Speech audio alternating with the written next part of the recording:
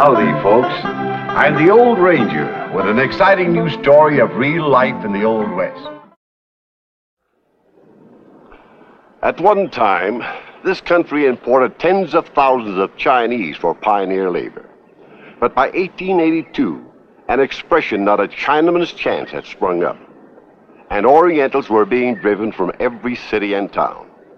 This is the story of one such victim who wandered into a frontier fort such as this. Let's call it Sam Key and Uncle Sam.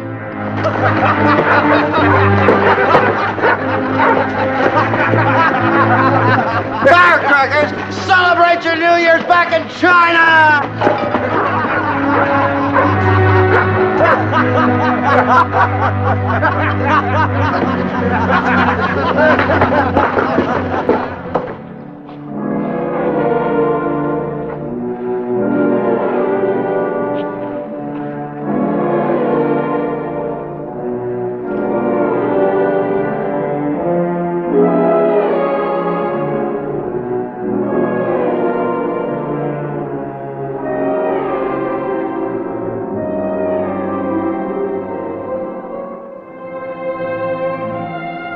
All this land and no loom for me.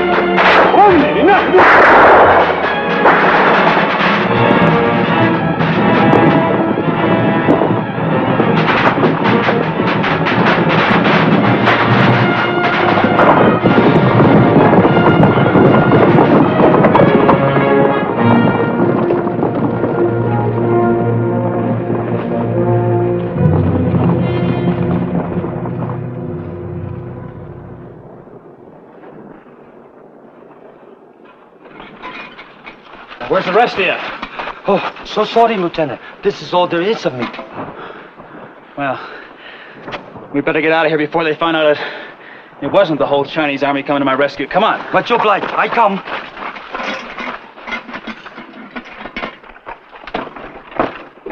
Hurry up, Charlie. Sorry. My name not Charlie. My name's Sam. Sam Key. All right, so it's Sam, but I'm still getting out of here now.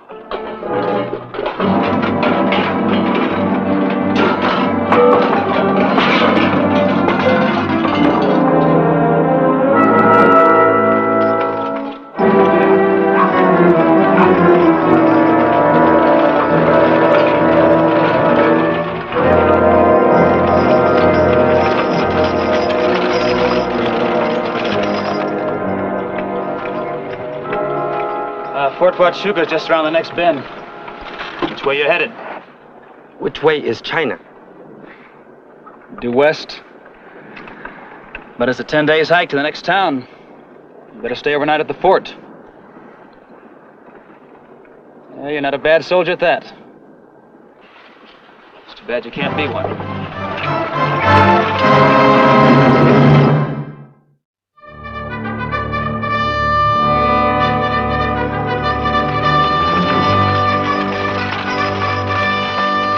Here comes a pay wagon.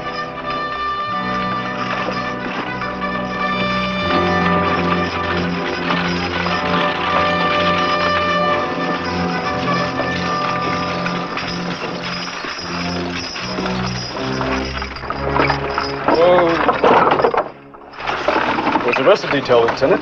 Patches got him? What about the payroll? Payroll, too. That's the second one they copped. 60 days since any of us have drawn a penny's pay. I said they got the men, too. As if the heat, dust, and stinking food here wasn't enough. Rottenest post in the whole West.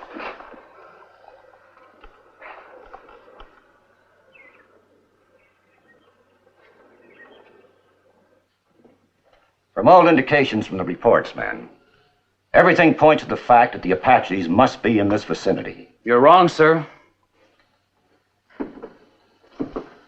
A band of them attacked us near Black Butte. Killed my men, took the payroll. I didn't think they were that close. Bixby, take out Company B. Scout the area around Black Butte and bring back the bodies for burial. Yes, sir.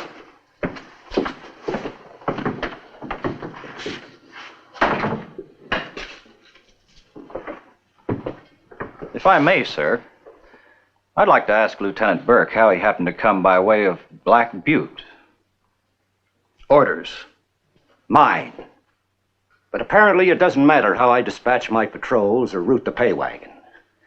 The Apaches seem to know my orders almost before I give them. After this, no Indians are permitted within the stockade, for trading or any other purposes. What about our Indian scouts? Well, no, I don't include them. They're tribal enemies of the Apaches, and most of them have proven themselves many times. That'll be all, gentlemen.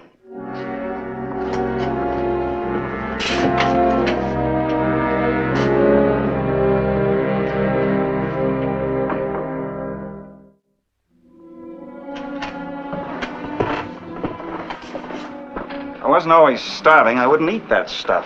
What can he do to it to make it taste like that? I don't know, but don't let the men hear you. The morale here is almost shot already.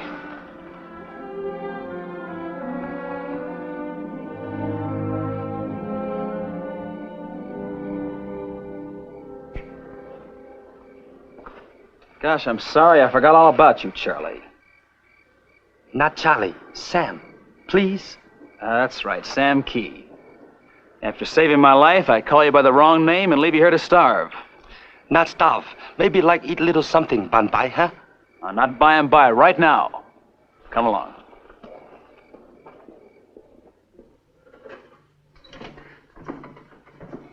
Sergeant. What's that? Now, it's a hungry man, Sergeant. You see that he gets something to eat. Mess is finished, and I don't aim to start cooking anymore tonight. Sir? Cook own self, then wash up. Am very good A1 first class dishwasher, Mr. Sergeant. Then maybe let me stay help all the time? Well, that'd be pretty tough to arrange, Sam. With the Chinese being deported from the country, well, even back in Washington, this is still considered part of the U.S. You take care of him, Sergeant. Thank you. Well, maybe I can get you some pork and beans, but that's all. Pork and bean, very nice. Much obliged, Mr. Sergeant. You sit, relax. I fix. Hey, you're not a bad Joe after all. Name not Joe. Sam. Oh, Sam. The beans are in that pot over there, and there's a slab of salt pork around here someplace. I find quick.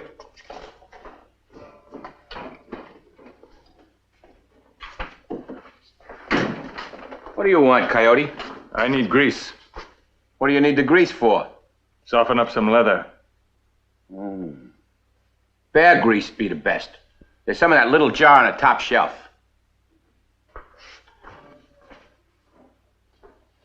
Please, I get for you. Ah!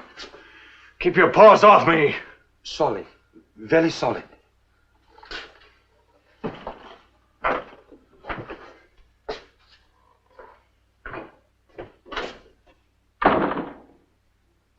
Why he so touchy on shoulder? Them breeds is all touchy. Breeds? Explain, please. Half-breeds. Half Indian. The army, they use them as interpreters and scouts. Hey, where you going? Don't you want your chow? What about that KP you promised you'd do? Excuse, please. Something very important. Think Mr. Coyote's Indian half is biggest half.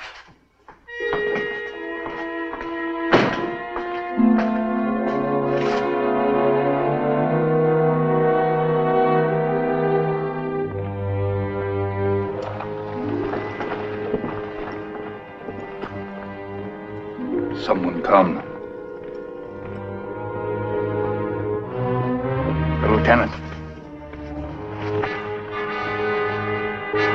Kahaja Katamo. You go loco?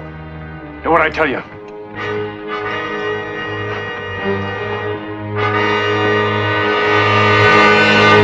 Coyote, what are you doing?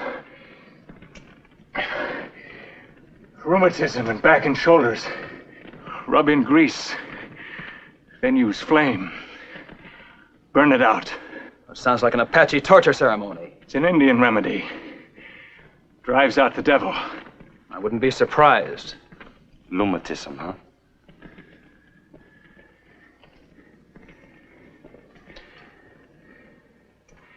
Something you wanted me for, Lieutenant? I guess it can wait. I'm sorry we interrupted the treatment. Hope it does the trick.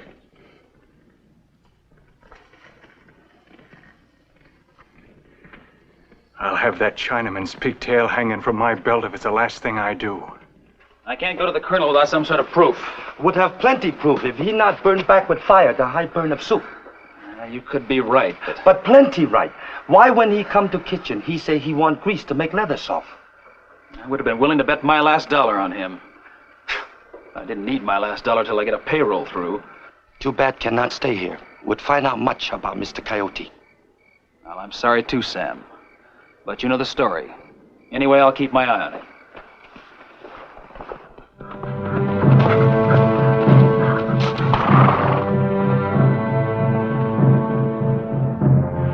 Why so long to come here?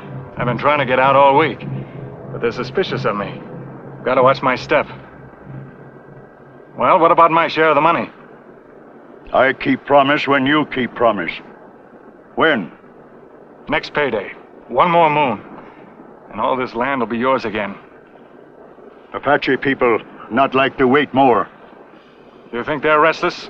You should see the men at the fort.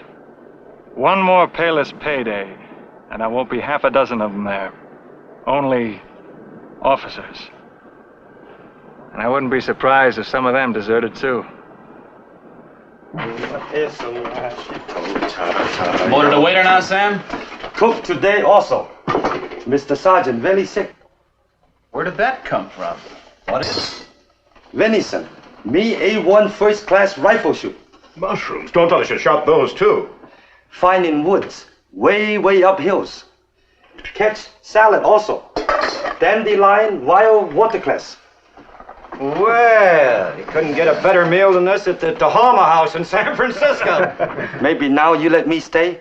I will fix leaky stovepipe, cook, wash dishes. I'm sorry, Sam. Wish there were some way we could keep you here. But an army post is for military personnel only. You see, we've already stretched regulations to keep you here this long. Anyway, you'll let him stay till the cook gets better, won't you, Colonel? Yes, I suppose that'll be all right. Cook will be better right away soon.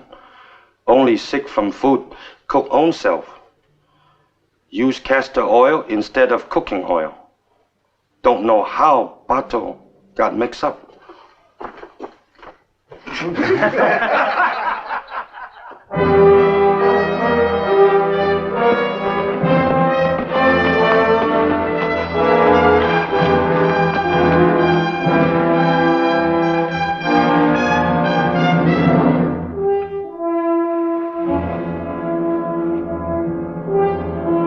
Good morning, Mr. Coyote. You in very bad humor this morning. Rheumatism worse, maybe?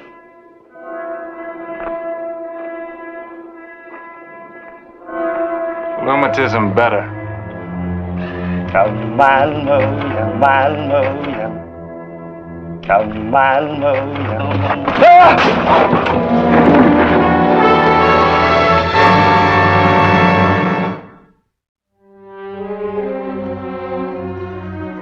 You plenty sure, Mr. Colonel? Of course I'm sure. You wouldn't expect me to make you leave in this condition. Every bad has a good, yes? I suppose so. I'd still like to get at the bottom of this. Sam, you must have some idea how this happened. Have plenty good idea, but need proof. Well, I wish somebody around here would realize that I'm the commanding officer and let me in on this mystery. You and Lieutenant Burke. Lieutenant Burke no come see me. I'm sure he will, Sam. Just as soon as he gets back from town. Is month already? He go for payload? That's right. Where is Coyote? Oh, he went with the lieutenant.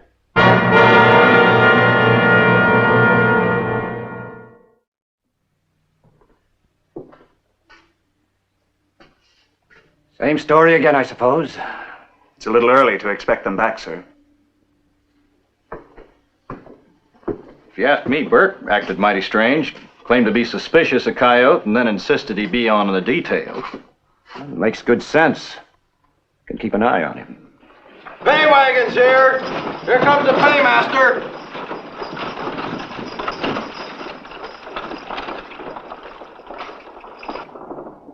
Payroll details back. It's Burke, sir.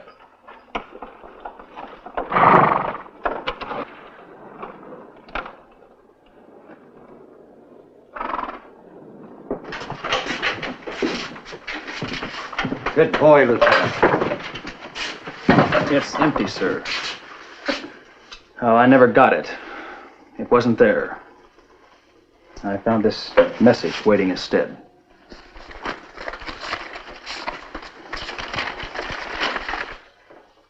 What does it say, sir? Congress didn't get around to passing the appropriation. You mean we've got to wait another 30 days to get our pay? Longer than that, I'm afraid. Congress has adjourned till next session. Those congressmen don't know what it's like out here. They ought to be impeached. I hate to think how the men are going to react. Anyone who stays is a fool.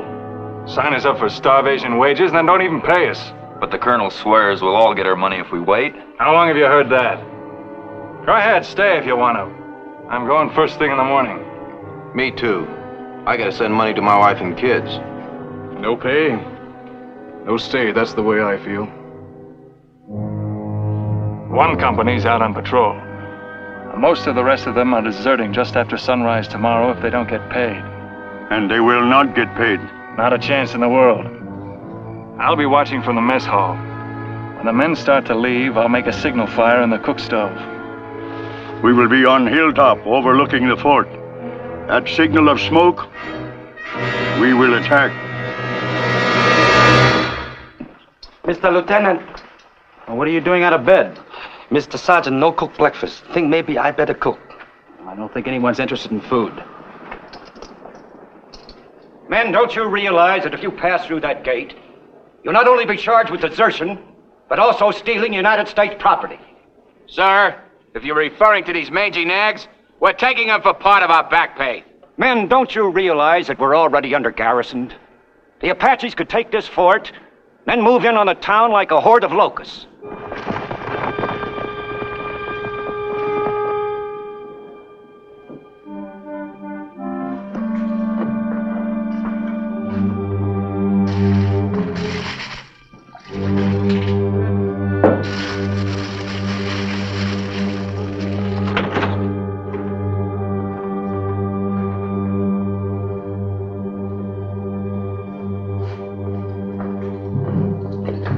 What do you do with fire? Nothing. If no cook at stove, maybe give signal or something. Shut up. Sure. That is why you no go with other traitors. You want soldier leave. Soldier no leave though. No leave if get pay money. But they're not getting it. You very wrong. Sam give them money. You? Save much money.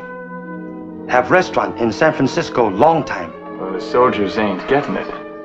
I'll tell you that much. I'll shoot the first man that tries to go through that gate. That'll be me, sir. Go ahead. I mean it.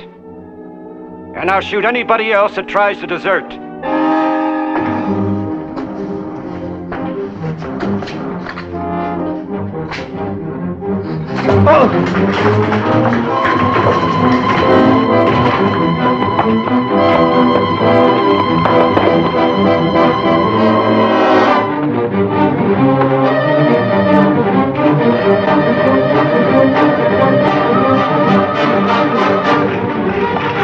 Get out of the way, Sam. You'll get yourself killed. So sorry. Must see Mr. Colonel right away. Sam, get out of the way. Mr. Colonel, take this, please.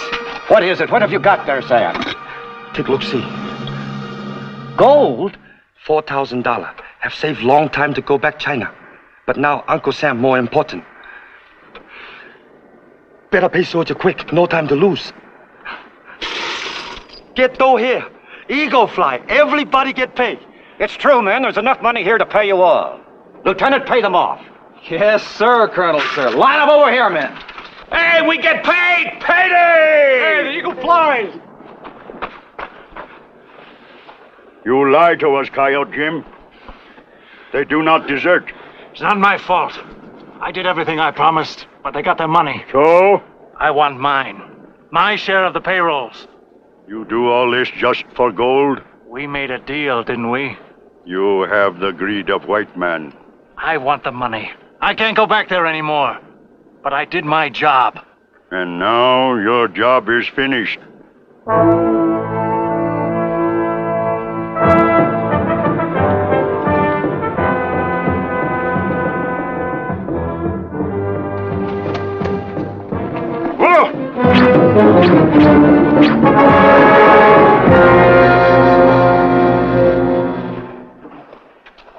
Sam, we're not using that little building over there. You think you might be able to make it into a restaurant? Oh, it will. You mean I can stay here? It's yours, Sam. Regulations or not. Yes, sir, Mr. Colonel.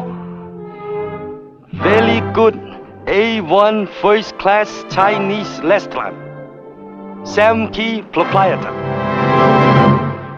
No one ever made an issue of the colonel's breach of regulations, and Sam Key remained at Fort Huachuca for the rest of his working days. After that, his officer's restaurant was passed along to his son, Mark Kim, and then to his grandson, after Sam had retired to his native Hong Kong with enough money for a comfortable old age. Uncle Sam had repaid his great debt to Sam Key.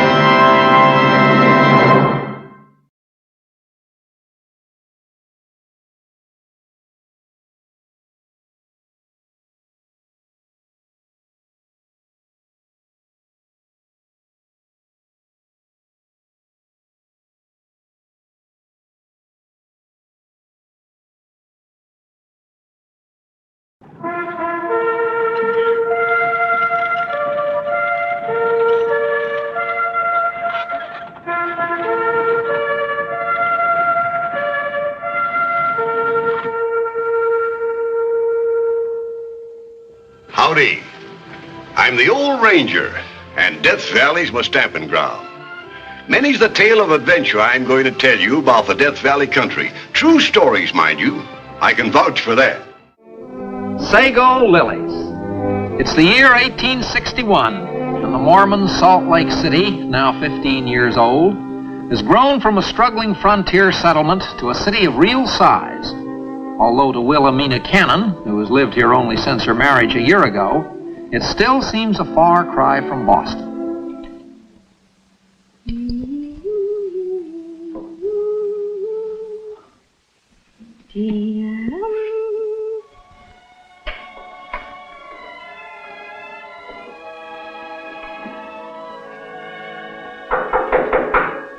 Come in. Evening, Sister Wilhelmina. Sister Sarah? David not home yet? No, Brigham Young called a meeting for some of the men. And, I don't know what for.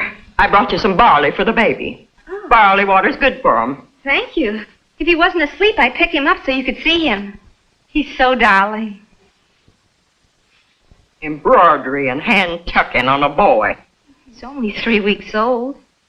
My first 2 children wore flour sacking from the day they was born, and they was lucky to have that. Must have been dreadful those first years out here. Nobody'll ever know. I couldn't have stood it. You can stand anything if you have to. I'm not so sure.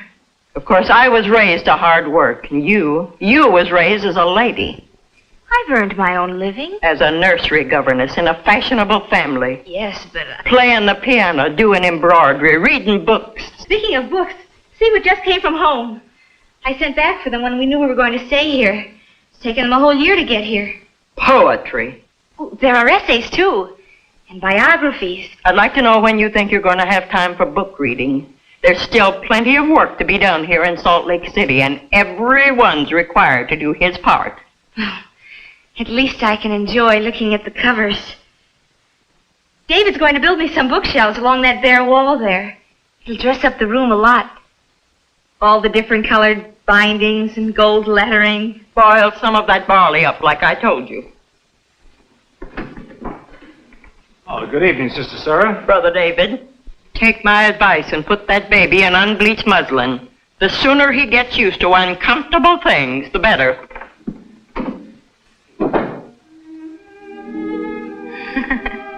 Poor Sister Sarah. She makes such a grim business out of life. How are you, darling? And how's our boy been today? Just wonderful. He's growing like a weed, isn't he? Not a weed, a flower. Soon be able to travel, do you think? What do you mean? I have some news for you, Willie. Sit down while I tell you about it. The church is establishing a new colony in the southern part of Utah, down near the Arizona border. I've heard talk about it. The Dixie Mission, they call it. It's a project that Brigham Young has had in mind for some time now. A place where we could grow our own cotton and sugar. You see, now with the war on, there's even more reason for it. The regular sources of cotton and sugar will be cut off for many years, maybe. What's all this got to do with us, David? With you and me? We've been called, darling. We're one of the 300 families who've been chosen to go. Oh, David. It's a great privilege, Willie, an opportunity to render real service to the church, do some pioneering for it. How far is this place? About 275 miles from here. What is there there? Good soil for growing cotton and sugar. Nothing else? You mean it's a wilderness? Just like this valley was when the first company moved here. And see what they've done with it in the space of a few years. The words of the prophet have been fulfilled. The wilderness and the solitary places shall be glad for them, and the desert shall rejoice and blossom as the rose. I won't go.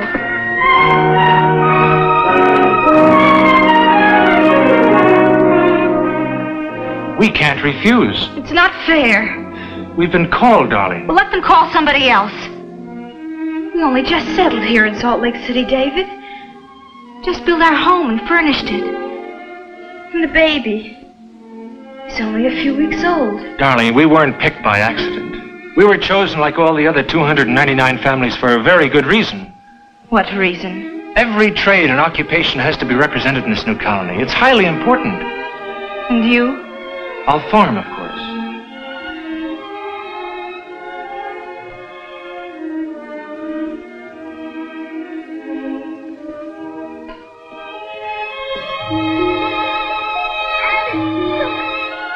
Sweetheart, I know how hard it is for you to pull up stakes when you've just begun to get used to things here, but well, St. George won't be a wilderness for very long. But that's what the new settlement's going to be called, St. George. I like the name, don't you? It has a certain ring to it. David, I'm ashamed of myself. Darling. I'm not a very good pioneer, I'm afraid. Or a very good wife, either. You're the sweetest wife a man was ever blessed with. And I love you. I love you too, David. Wherever you go, I'll go. 6 weeks it took them to make the journey from Salt Lake City south. 6 long weeks. Creaking endlessly through desert sand, bumping and swaying over rocks, toiling up steep grades and sliding precariously down even steeper ones. Until at last they lumbered through a mountain pass and down into the valley of the Virgin River, a spot chosen by Brigham Young for the new Dixie mission. Here they camped in their wagons until the city could be surveyed. And then, on a certain day in February 1862, they drew lots for home sites. Silas Easton.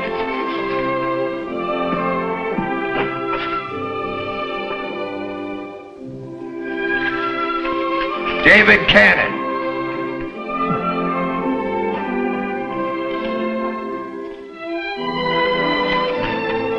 Ephraim Higgins. Thomas Carter. Willie! Willie, look what we drew. Block 36, Slot C. One of the choicest locations. It is? Well, an acre on the very southeast corner of town. Near the river for hauling water and only a couple of miles from the fields where I'll be farming. David, that's wonderful. It's, right down this street. Street? Well, in case you don't know it, madam, you are now standing on the main street of St. George. The city of St. George, like the city in the Bible. Oh, you don't pay attention in church as you should, darling. The city is great, people are few, and the houses are not yet builded.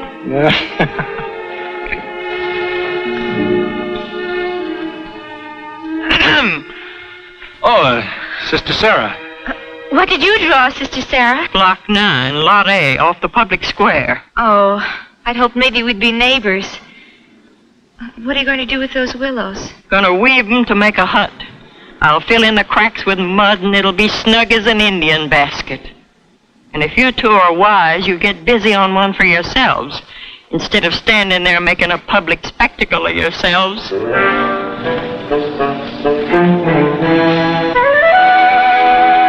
I guess that's good advice. How do you go about weaving a house? Well, you leave that to me. At least I can help with it. The mud pie part of it. You'll do nothing of the kind. You're going to stay down in the wagon camp with the baby. And what's more, I'm not even going to let you see our house till it's finished.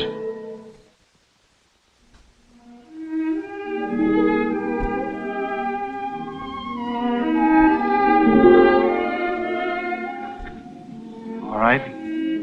Now you can open your eyes and look.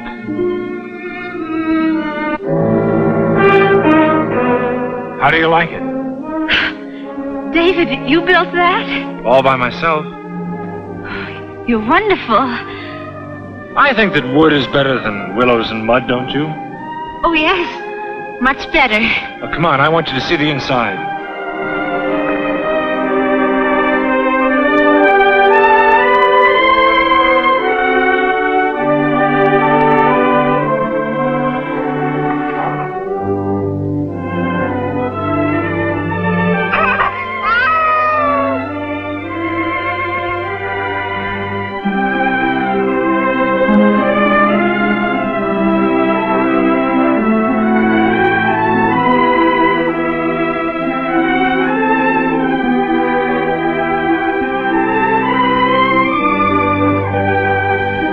Willie, this dirt will pack down very hard, be almost as good as a wood floor. And then after we move our stuff in, it'll look a lot different.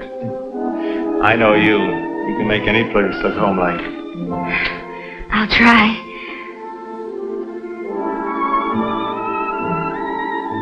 Do you remember when we moved into our first home in Salt Lake City? Yes. It was the happiest day of my life. And the very first thing we did? We knelt and dedicated ourselves to it. Oh, yes. Let us do the same thing here. Here? It's our home, darling, just as that one was. Our new home.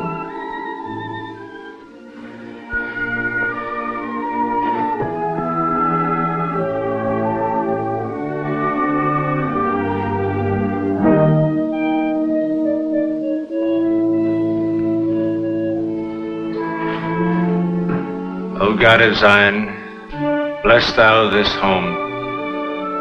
May it always be worthy in thy sight, and in the sight of our fellow men.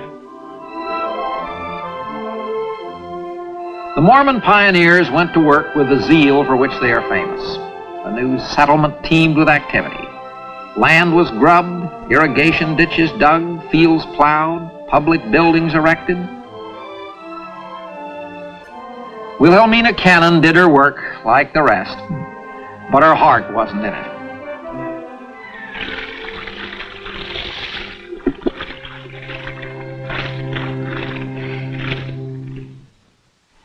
I told you you'd have him in unbleached muslin.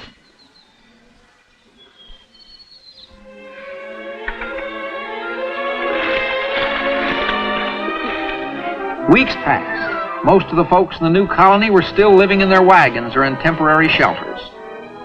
So Wilhelmina kept telling herself that she was lucky, but she couldn't quite convince herself.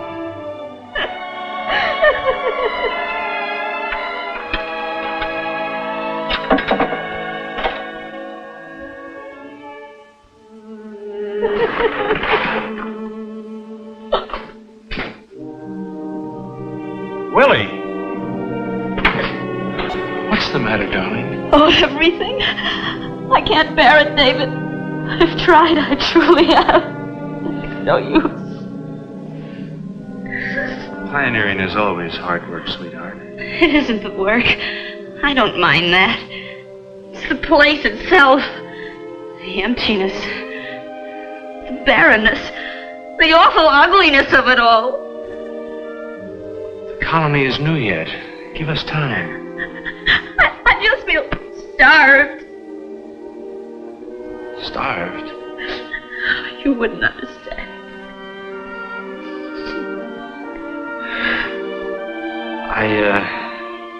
I haven't forgotten about the bookshelves. As soon as I have time, I'm going to make them for you. Never mind. It would help, wouldn't it? It's not only the inside of the place, David. It's everything outside.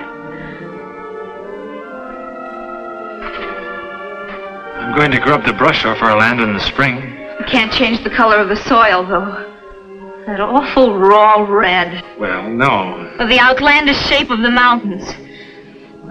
It's strange country, I grant you. Takes some getting used to, but... Well, in its own way, I think it's rather beautiful. Beautiful?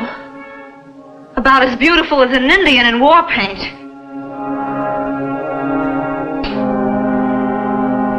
Oh, David, I'm sorry. I should be happy here. Having you and the baby ought to be enough. But it isn't. If you could show me anything about this country that was lovely. One single thing. And if I could?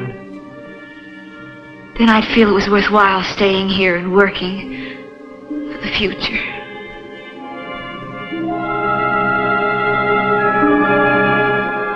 One single thing of beauty.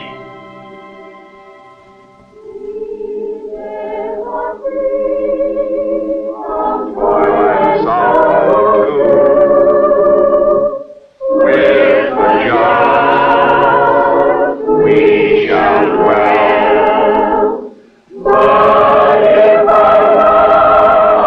I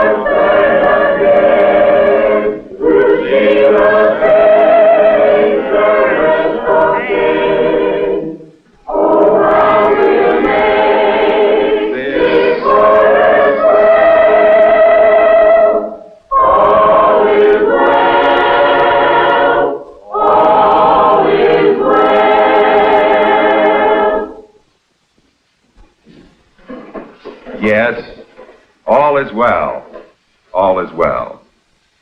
One and all, you have accepted the hardship, rejoiced in the sacrifices, and dedicated yourself to the task of transforming this great wilderness to the glory of God.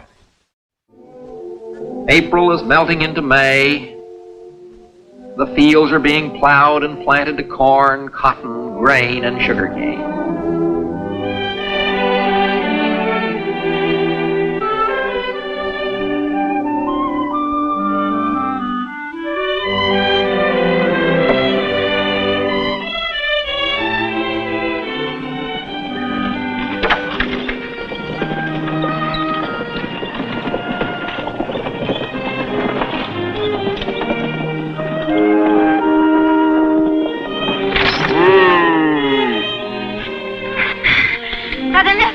Howdy, sister. Where do you come from? Salt Lake City. Brung the mail. Mail? Any letters for me? Well, most likely. Several sacks of it back there. Letters and newspapers. Oh, I haven't seen a newspaper in 5 months. Nephi, could I please? Would you just... I'm sorry, sister. My orders is to deliver the whole kit and boodle to Apostle Snow. And he'll climb off in the public square. I'll be there.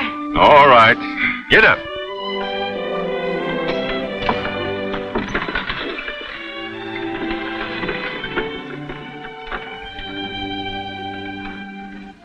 We danced to a real string orchestra until way after midnight. I wish you could have been there. Love, Marianne. You read those letters anymore, you're going to wear the paper out. Territorial ball must have been beautiful. I can just picture Marianne in blue taffeta with hoops. I'll make you some hoops, darling, if you'd like them. Out of what? A barrel? David, when can we go back? Darling, we've only just started here. Someday? I don't know, honey. You mean we might have to stay here for the rest of our lives? Well, let's just take it day by day. I believe you really want to stay. I have no choice. Well, I guess I'll go to bed. Guess to be morning before you know it. David, suppose you had to choose between this life here and me. Well, that's something, fortunately, I don't have to worry about. I'm here, and I have you, and I'm happy.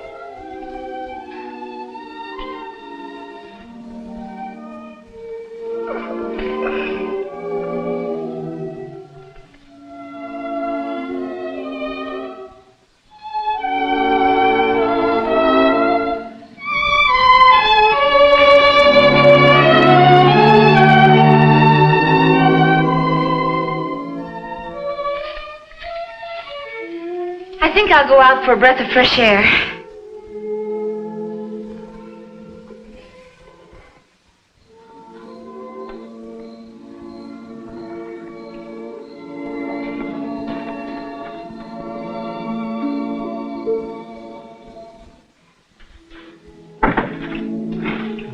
Willie!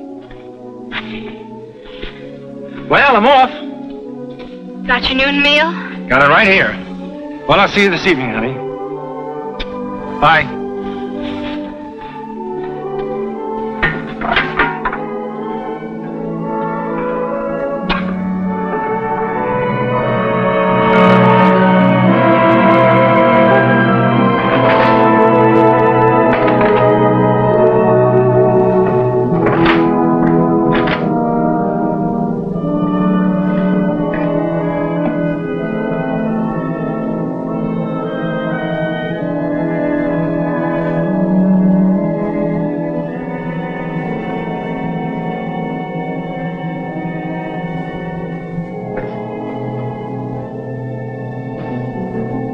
What you doing, Willie?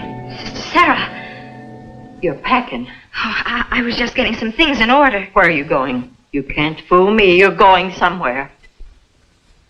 Yes, I am. I'm going back to Salt Lake City. You and David and the baby? Just me and the baby. What for? For good. Willie. It's all arranged. I talked with Nephi last night. He's picking us up in the wagon in a few minutes. Are you crazy? I've stood this place as long as I can, Sarah. You unpack that trunk. Well, not. I'm leaving. You can't. Oh, yes, I can. And nobody's going to stop me. I'll tell Apostle Snow. I'll tell the heads of the church. Tell anyone you want. I'm going. I'm going, Sarah. Do you hear me? I'm going. You little fool. Don't you know if you commit a sin like that, you'll be punished? There couldn't be a worse punishment than living here. Maybe you think the rest of us find it easy. Maybe you think we like hunger and hardships and loneliness. Well, let me tell you... I don't want to hear. He ain't come to yet. We'll go fetch Brother Kimball. He'll fix that leg up good as new.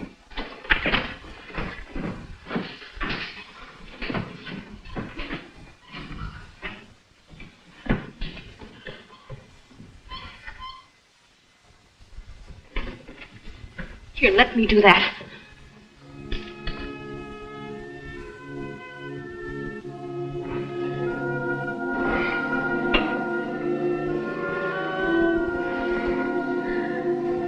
Willie. David, he said you fell from a canyon wall. I was after some flowers.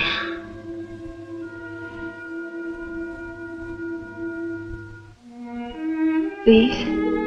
I didn't know I still had them. They're sago lilies. Later on, the hills around here will be covered with them, they tell me. Thick as stars in the sky.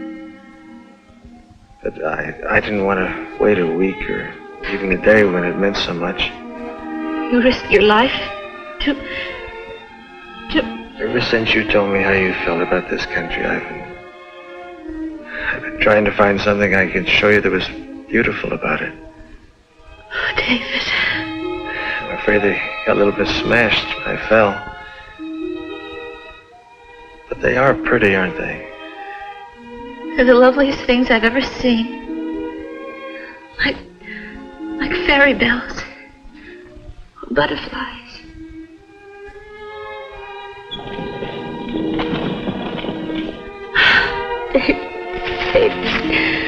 The blind eye.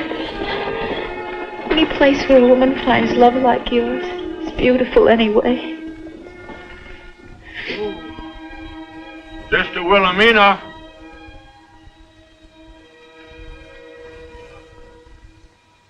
Brother Nephi. Sister Wilhelmina.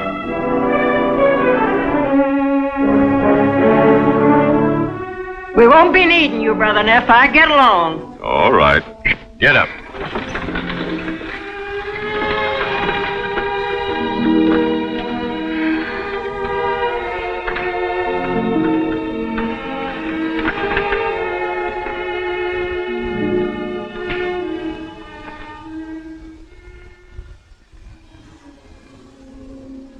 David and Wilhelmina Cannon have long since passed from this earth. But the sago lilies, now the official state flower of Utah, still bloom each spring in all their glory on the red hills around St. George. And in the town, you'll still find some folks who knew and loved Wilhelmina, and may remember her as a smiling lady who always praised the beauty of the land that she lived in.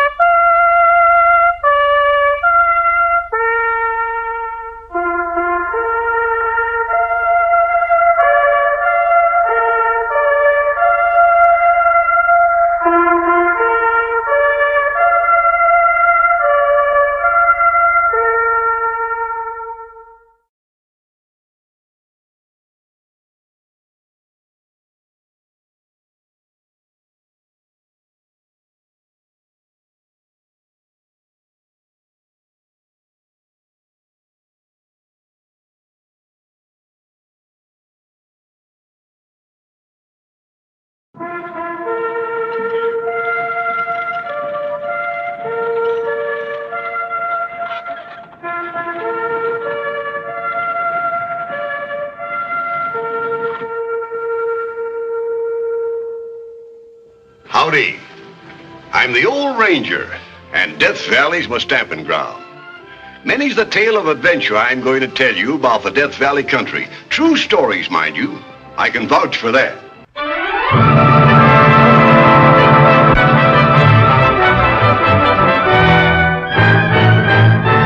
Have you ever seen one of these? This is a miner's drill. The kind they used to use back in the days before automatic drills were invented. And could those boys make them bite into the rock? One of the main events on 4th of July in every mining camp was a drilling contest to prove which fellow was the champion driller. And the camp of Round Mountain, Nevada was no exception.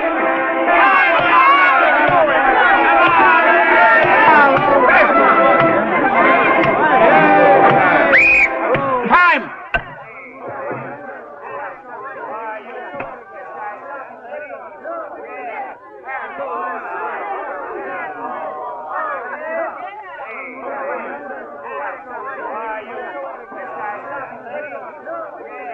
Dan Gorman. Best score yet, 15 1/4 inches. Next and last contestant, Lou Barry. On top of that score, fella. Guess you know the rules, Lou. You got 15 minutes to show how deep you can dig into that there block. Get ready. You got any money on me, baby, you can start collecting. Oh, yeah? Go! Come on, Lou, you can do it!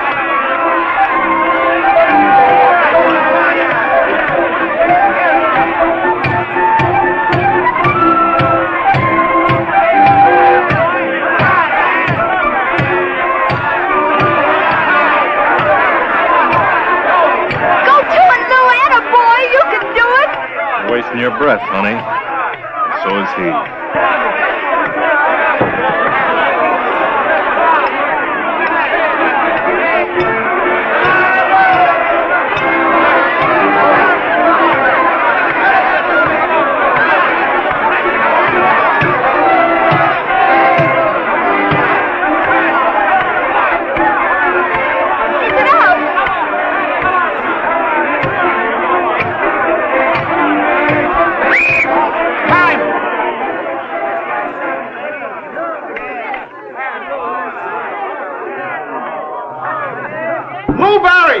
A new record, 16 inches.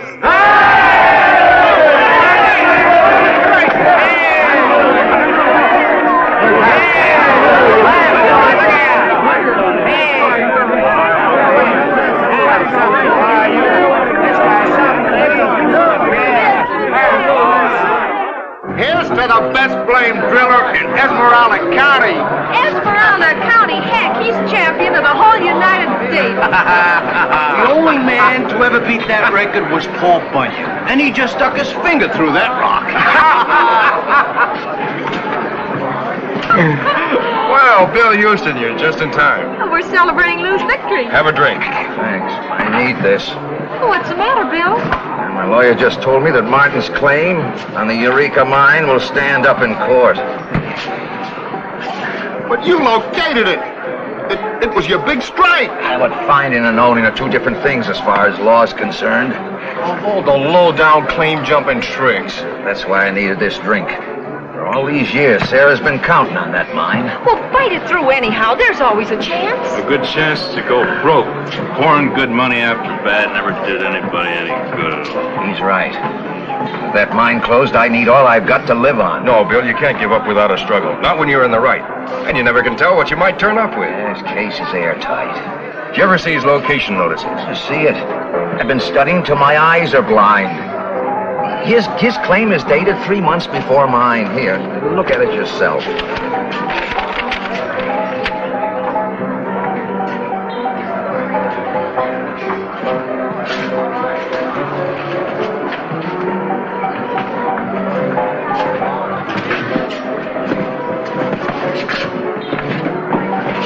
December 3rd, 10 miles southwest of the town of Beatty. That's right.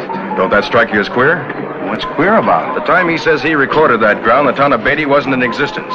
What? There wasn't nothing there but old man Beatty's ranch. By golly, you're right. Well, in that case... In that case, Martin hasn't got a case. Wait till I tell my lawyer. Hey, wait a minute. Don't forget your paper. Oh, thanks, Lou, thanks.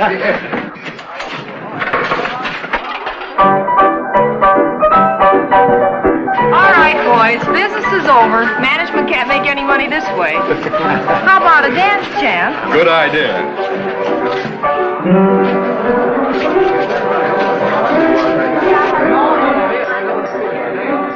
This guy, Barry, gives me a pain in the neck. Ever since he came into this town, he's been trying to steal everything from me.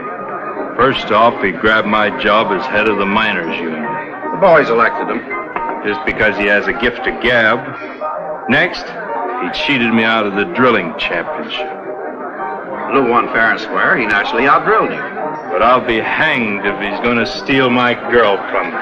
Well, if you're half the man you say you are, why don't you do something about it? My friend, that's just what I'm going to do. Wait a minute, I was only kidding. Lou Barry's no fellow to go messing around with. All right, that's enough. You ain't dancing with my girl anymore. Your girl? Well, I like that. Come on, Lou. You heard me. Now, take it easy, Dan. Quit your shoving.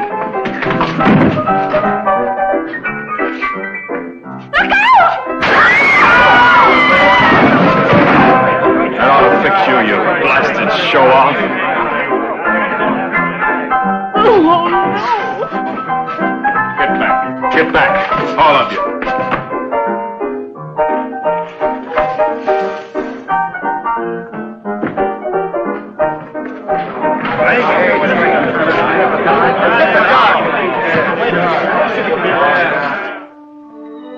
And to think he was out there only yesterday with everybody cheering him on.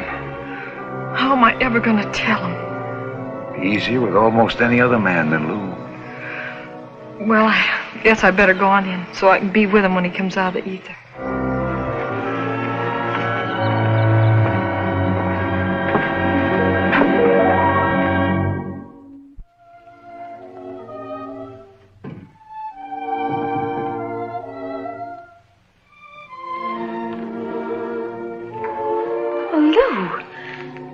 I thought you'd still be under the ether.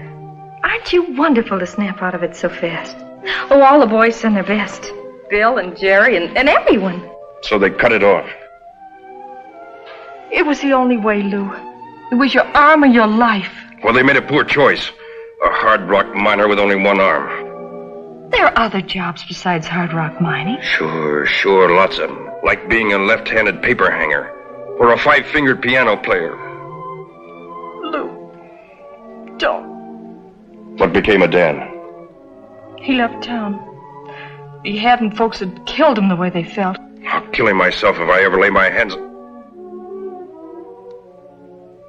Why did it have to happen, Clem? Why? It don't do no good to wonder why things happen. All you can do is make the best of them. What hurts most is that now I can't ask you to marry me. Did you say marry? Yeah. I was going to ask you last night. A married woman. With a home and a husband. Instead of just a dance hall girl that every man thinks he can buy. Oh, Lou. You don't understand. I said I can't ask you now. Then I'll ask you. Lou, will you marry me? You don't know what you're saying. I'm saying I'd rather have one of your arms around me than two of any other man's in the world. You sure you ain't asking just because you're sorry? I love you, Lou.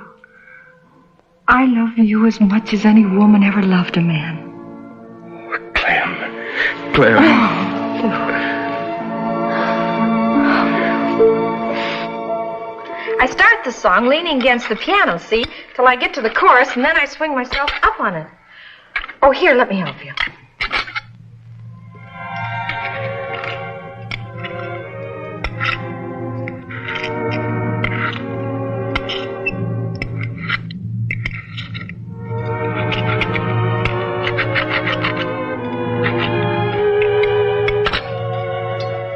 There you are. Thanks. Oh, my gosh, it's getting late, and I've got to finish getting dressed. You be all right? Sure, you go on. Don't wait for me. I'm slow.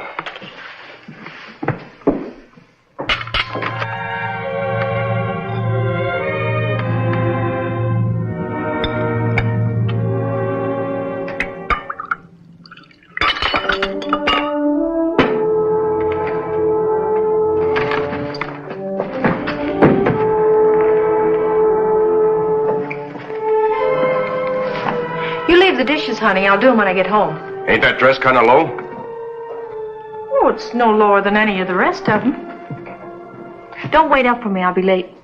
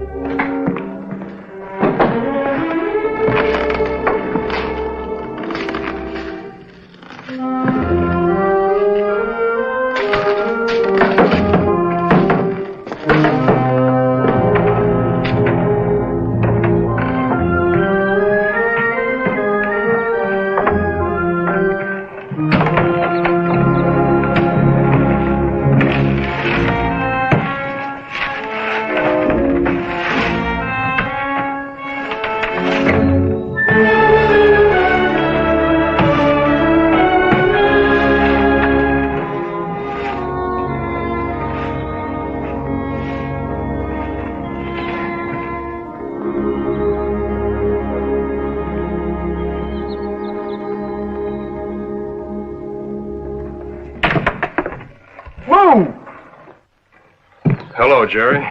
Glad to see you. You're looking fine. Oh, I'm feeling fine. Almost as good as new. Give me a little more time and I'll be able to do as much with one arm as I used to with two.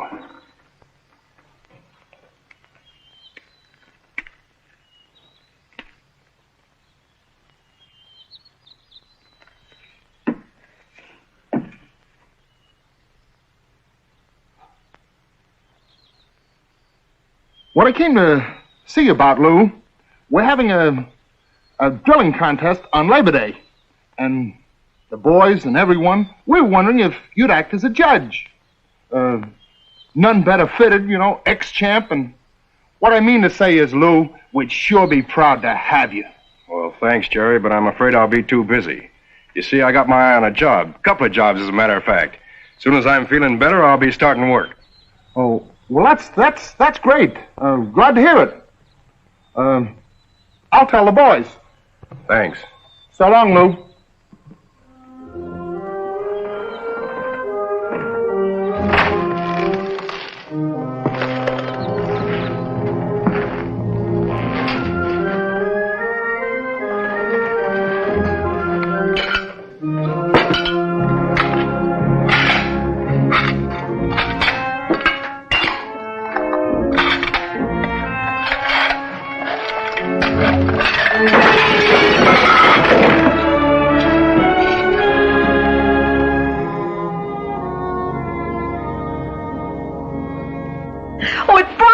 Down, Lou. When I hoisted myself on the piano and swung into the chorus, they started throwing the money. Fairly rained it on me. Well, just look at it. Oh. How do you think I feel when you bring home money like that? Money that's been thrown at you by a bunch of men who ain't fit to tie your shoelaces. Well, don't be silly, honey. They none of them mean a thing to me. That ain't the point. The point is you're supporting me. I'm living off of you. Why, I'm only too glad to do all I can to help. I can't stand it. It eats clear through me. There must be something I can do, some kind of a job. You've got too much pride, Lou. Here we've only been married a couple of months, and you laid up most of that time.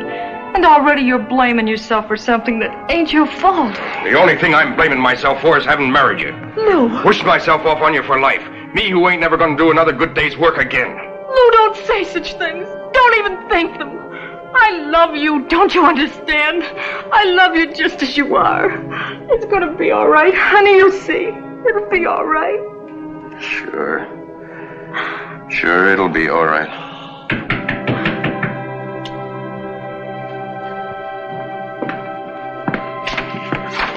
Oh, hello, Bill. Hello, Clem. It's late, I know, but I couldn't wait till morning to see Lou. Lou, I won! I won! You mean the Martin case? Yeah, sure. Just as easy as rolling off a log. How wonderful. Yeah, all thanks to Lou. I ought to pay you instead of that fool lawyer. Oh, nonsense. It's a fact. You've got legal sense. Why, you look at a paper and you pick a flaw just like that. You take it from me. You ought to be a lawyer. I'm glad you won, Bill.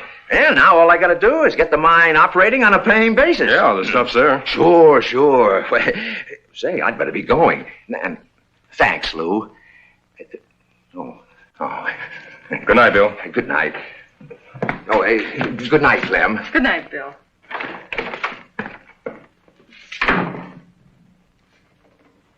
Well, at least he's got something to look forward to. And so have you, Lou. I wonder I didn't think of it before. You're just naturally cut out to be a lawyer. Oh, that. Yes, that. Me? Well, you said yourself before all this happened that you weren't going to be a $4 a day driller all your life. Right, I was. You've still got your brains, Lou. Dan's gun didn't blow them out. You've got your tongue, your eyes, your ears. You've got everything you need to be a lawyer. Except a little thing called education. Nobody's born with an education. That's something you gotta get. That's a little too late to start at 27. Well, it's never too late. All it takes is time and hard work. And money. No, the whole idea's crazy. You can do it if you want to, Lou. But of course, if you want to go around feeling sorry for yourself and be a quitter. Who said I was a quitter? That's more like it. Now you listen to me. You're going to school and study law. I don't care how long it takes. 1 year, 2 years, 5. But you're going to learn all there is to know about it. Then you're going to hang out your shingle. Lou Barry, attorney at law. Why, before you're through, you're going to be one of the greatest lawyers in the state, in the whole West. But nothing. I can take care of the money. Why, there's no girl in this camp makes what I do. If it bothers you about taking it, well, we'll call it a loan. After your success, you can pay me back 1,000%. Well, what about it? You're the one who ought to be the lawyer, Clem. If ever I plead a case as well as you... Then the verdict is... Yes, sweetheart. Oh, no.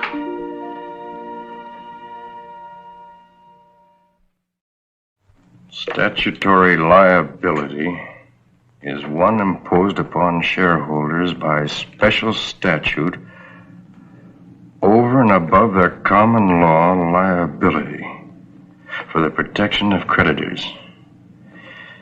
Is not generally a part of the corporate funds for the purpose of carrying on its business. Frankie and Johnny were sweethearts. They were so much in love. They swore to be true to each other, true as the stars above. He was her man, but he'd done her wrong. Frankie and Johnny went walking, Johnny in a brand new suit. My, oh my, said Frankie, doesn't Johnny look cute? He was her man, but he done her wrong.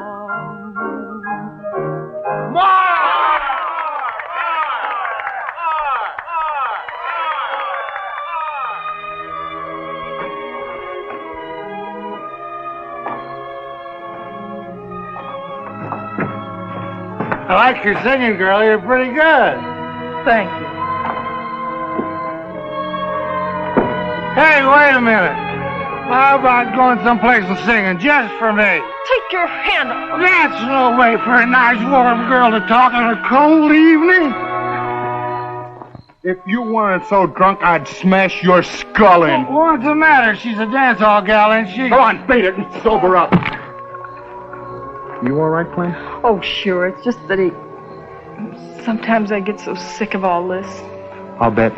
Want me to see you to your door? No, thanks. I'm used to walking it alone.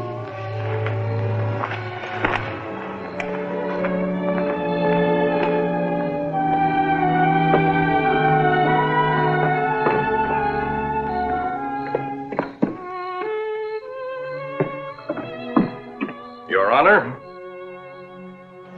gentlemen of the jury, I am not pleading for the prisoner simply to win a case, any more than my respected colleague is prosecuting in order to gain a personal triumph.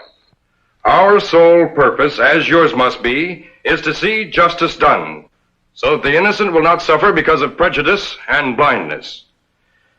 To prove a man guilty, the law states that guilt must be established beyond the shadow of a doubt. Now, I ask you to consider carefully the evidence which has been placed before you by the prosecution.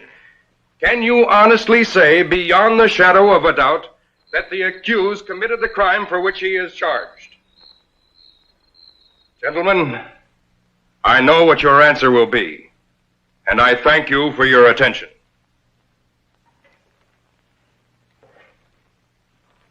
Your Honor, the defense rests.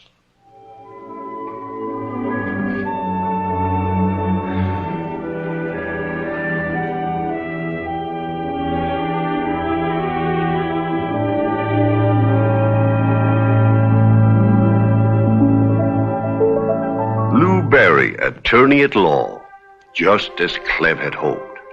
It hadn't been easy. In fact, it was an uphill climb all the way. But with Clem pushing, Lou reached the top of his profession.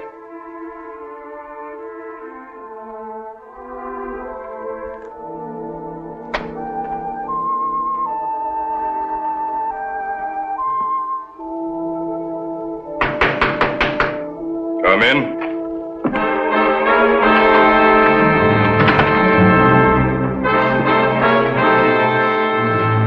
Lou. Yes? It's me, Dan. Don't you know me? It's Dan Gorman. Dan Gorman? I'm in trouble, terrible trouble, and I need help. And you've come to me for it. I know I got no right to, but it's you or nobody. I've been reading about you in the paper and listening to folks talk about you. You're the greatest criminal lawyer in the whole state. You've never lost an important case. You're the only one that can help me. What's your trouble? They're after me for murder. They claim I killed a man in a room in the house. I only defend people I believe in. I didn't do it, Lou. I swear I didn't. I've stooped pretty low since that night at Round Mountain, but I never killed anybody. Never. Please, Lou. Please, I beg of you. You're the only one that can get me out of this. If you don't, they're going to hang me, and I'm innocent. Look at me and say that. I swear it. I'm innocent. All right, Dan, I'll defend you. You will? You actually will? I guess I really owe it to you. If it hadn't been for you, I might still be a $4 a day driller, earning my living with my muscles instead of my mind.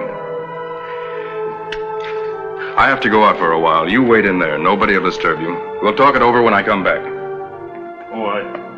There was something I forgot to tell you. I haven't any money? That's all right, Dan. You won't be the first one. Oh, excuse me. Oh, that's all right, dear. Come right on in.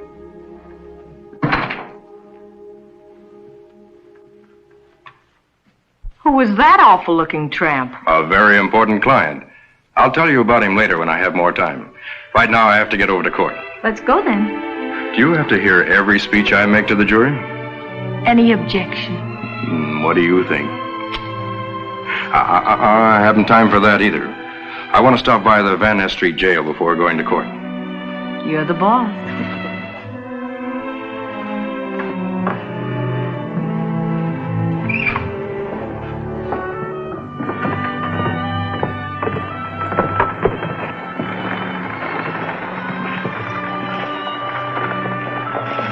That's Lou Berry. He's the smartest attorney in the West.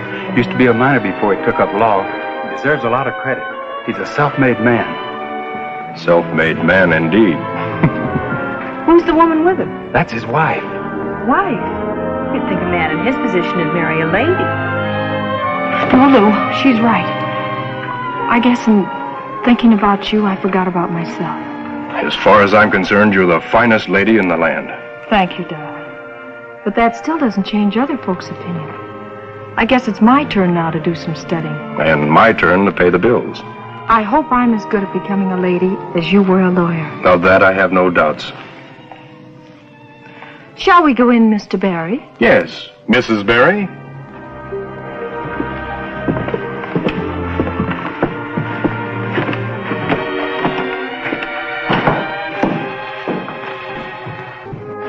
These two old newspaper clippings should wind up my story. This one tells how Lou Barry got Dan Gorman acquitted of murder. And this one from the society page reads, Guest of honor at luncheon, Mrs. Lou Barry, social leader of San Francisco.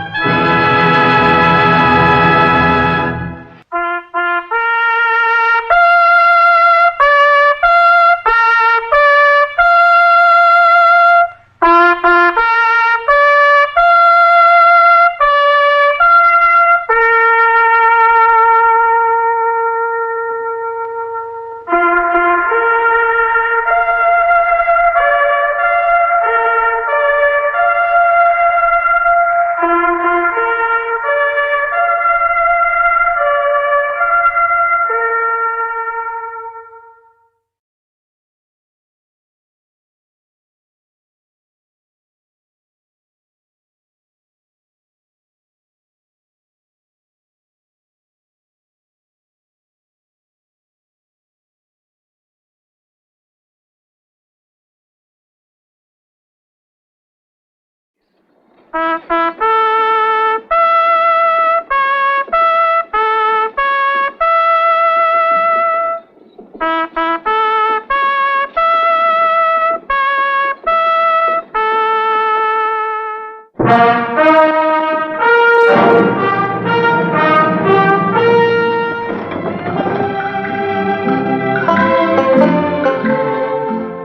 folks. I'm the Old Ranger with an exciting new story of real life in the Old West.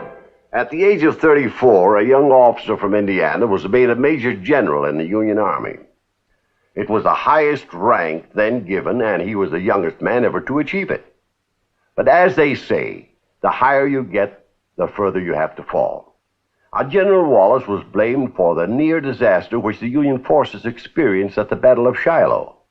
He claimed it was only a scapegoat. These accusations hung heavy on his heart. But later events faced him with his greatest challenge and darkened his life like a shadow on the window. In August of 1878, on his 16th annual return to the battlefield at Shiloh, General Wallace was still reliving the combat, refiguring what he should have or might have done, still suffering the dishonor he'd endured there. But it was here at Shiloh that Lew Wallace was summoned by his old friend, President Rutherford B. Hayes, to become governor of the lawless New Mexico Territory. Arriving at Santa Fe with his ailing son Henry, General Lew Wallace prepared to make the territory of New Mexico a better place to live, both for its inhabitants and his wife Susan, whom he left behind in Crawfordsville, Indiana.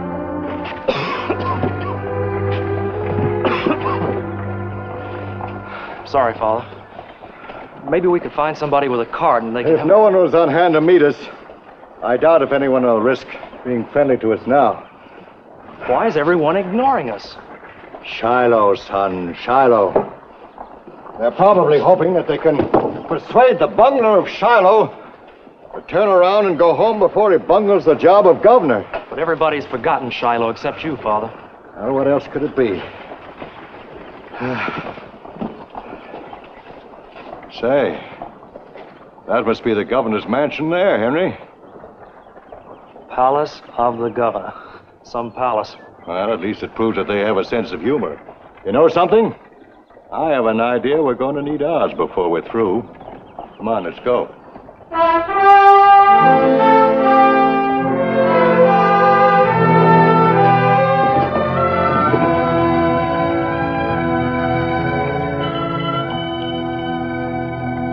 Your predecessor left last night for San Francisco.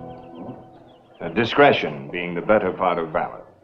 Well, apparently you two gentlemen are the only Santa Fe people indiscreet enough to talk to me. Sheriff Garrett and I are from Lincoln City. Came down purposely to talk to you. Houston Chapman. Mr. Chapman? The only honest lawyer in the territory except you, General. Governor. My son Henry, gentlemen.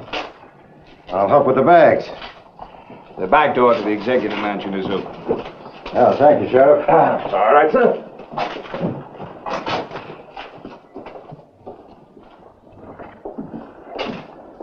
Pat accidentally leaned against the door this morning, as we thought there were some papers in there we needed. You accidentally went in. That's right.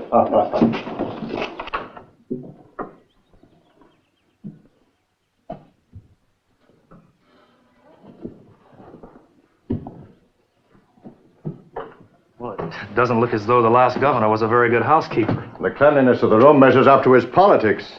If what I heard is true. It is.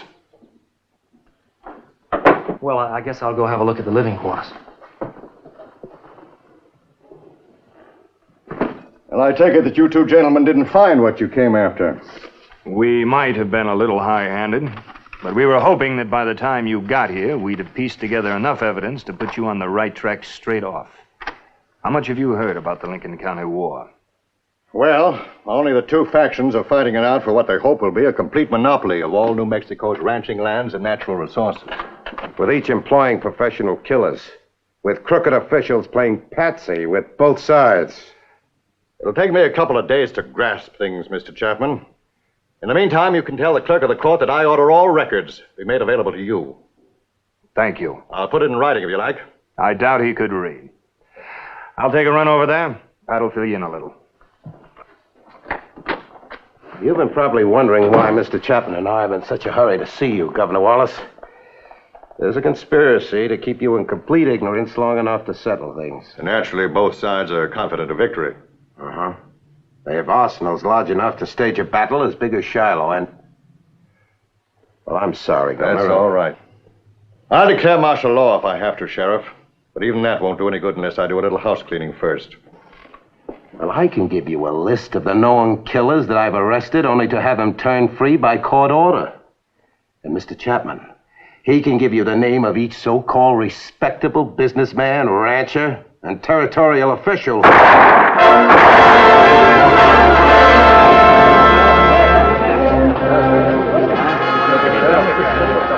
It's Chapman. All right, I'll shoot the first man that tries to leave. Come on, line up. Come on, get down out of there. Get away from him. Line up, come on.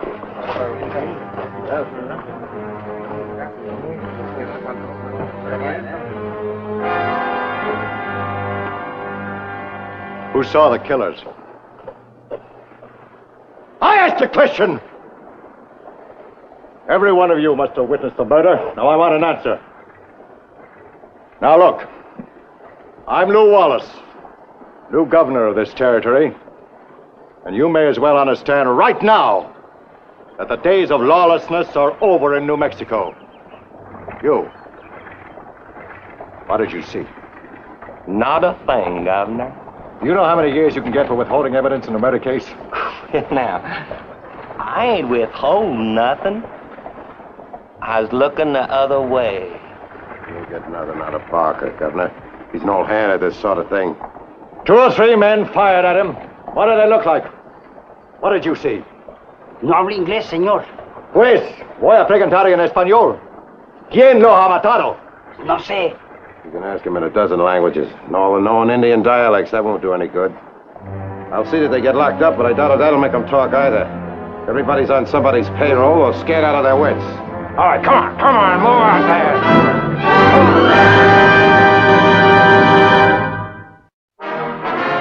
Paula? Oh, Henry, I thought you were asleep. I was just wondering when you were coming to bed. As soon as I finish this chapter. But it's after midnight, and it must have been close to dawn before you got to bed last night. Well, I certainly can't spare time for my writing during the day. I got a long way to go on that book yet. Well, what's the hurry? I'm not an old man yet, Henry, but the years are passing, and I'm determined to be remembered when I'm gone. Of course you'll be remembered. For your mother's sake, and for yours as well as my own, I'd like it to be as the man who created the story of Ben-Hur. Not the blunderer of Shiloh or the impotent governor of New Mexico. But you're accomplishing things here. I can't even find a witness to the killing of my first friend in the territory. Well, what's happened to Sheriff Garrett? Well, he's got his hands full in Lincoln County. I've got others on the job, not that they haven't any luck. You know, if we could arrest and convict Chapman's killers, it'd serve notice on every outlaw in this territory that from now on, New Mexico...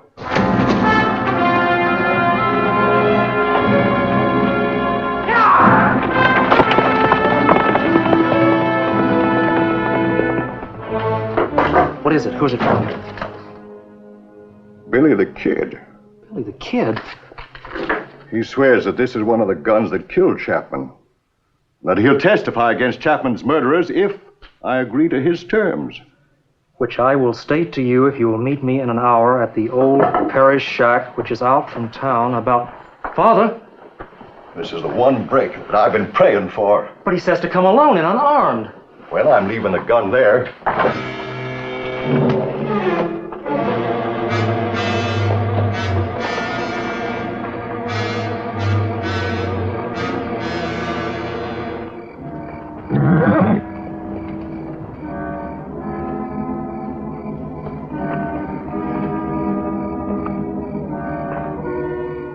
Keep your hands away from your sides.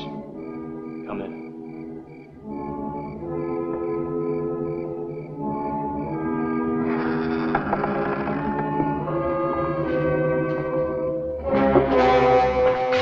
I'm Governor Wallace. I'm Bonnie. Billy the Kid. Now, I might look like a kid. Don't get any ideas. I came here to find out yours. The conditions you mentioned in your note. You promised me a full pardon for everything I ever done. And I'll go into court and give you an eyewitness account of Chapman's murder. My word enough? Yeah, your word's good enough. Agreed.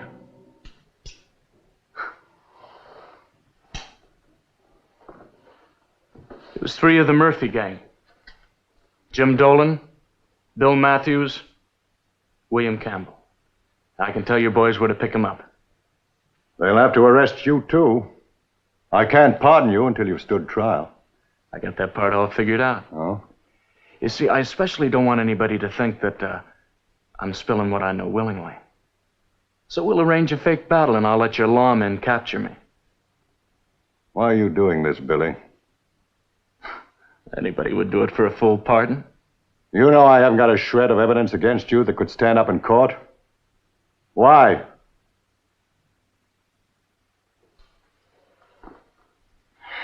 Because I think them 3 had their hand in another killing. John Turnstile. He gave me the only honest job I ever had. My whole life, he was the only person that ever treated me decent. I'll try to treat you decent, Billy. You better, Mr. Governor. Because to me, a friend's a friend and an enemy's an enemy. You try any kind of double cross, and you'll find no matter how many changes you've made in New Mexico so far, I can still get away with murder. And I will faithfully discharge my duties to the very utmost of my abilities. So help me God. Congratulations, Judge Bristol. Thanks to you, Governor. It'll be a pleasure to have a man like you on the bench. Well, I'll probably make my share of mistakes, but at least I'll try to be impartial, whether the man on the other side of the bench is Pat, or you, or Billy the Kid. Billy the Kid, say. Sheriff Garrett and I have to get over to the jail again and see Billy. I'll sign those later, Henry. You'll have to excuse me till later in the day, gentlemen. I can't see anybody else this morning. Does that go for me, too? Mother! Susan! Henry! Oh, dear! Oh, no. Oh, pardon me, gentlemen. My wife. That better be who she is. I'll wait for you outside, Governor. I'll see you later, gentlemen. Susan, it's wonderful to see you. But what brings you here at a time like this? Well, now, let me see. A sleeping car as far as Pueblo, and then the narrow gauge to Trinidad, and a buckboard the rest of the way. The driver's outside waiting to see where my luggage goes. Oh, you're not staying, Susan. Ike was right, you know. This is no place for you or Henry. Oh, Ike has a wonderful job lined up for Henry. He could take the buckboard as far as Trinidad if you wanted to go back east. Susan, Henry is making his own decisions these days. And I've already made mine. I'm staying. Go ahead and visit your desperado. Oh, looks like I'll have plenty to keep me busy before you get back.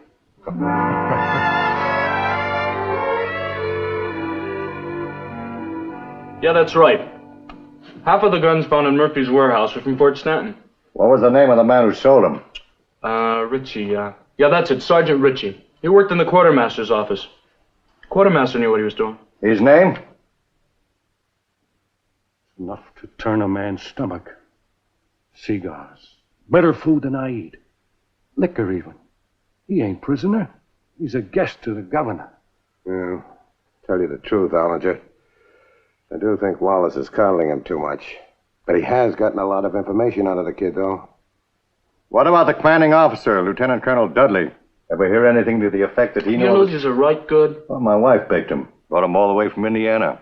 Have some more. You can take my word for it. Wallace doesn't like that kid any more than you do. He just has to act chummy with him until he learns all he can from him.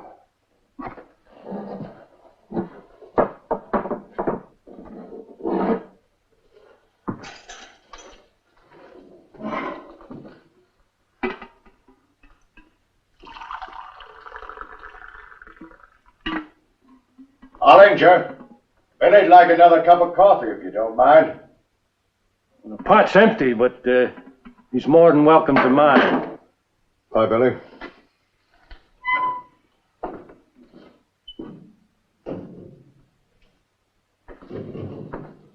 only get so much out of him at one time. Well, at least most of it's checked out so far, isn't it? Hey, Hollinger, how about that cup of coffee?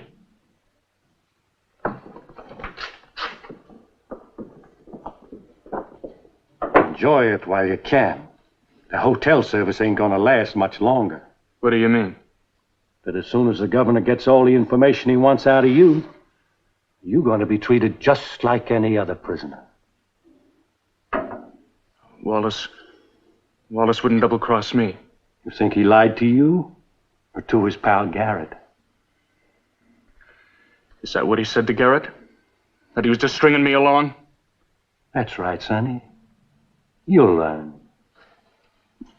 I already have. So will Wallace.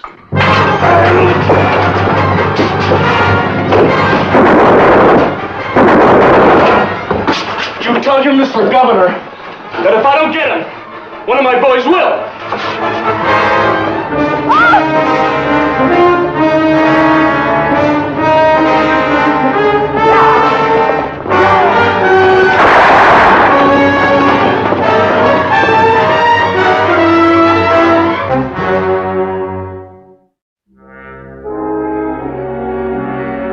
I will pay $1,000 to any person or persons who will capture William Bonney, alias the Kid, and deliver him to any sheriff of New Mexico Territory.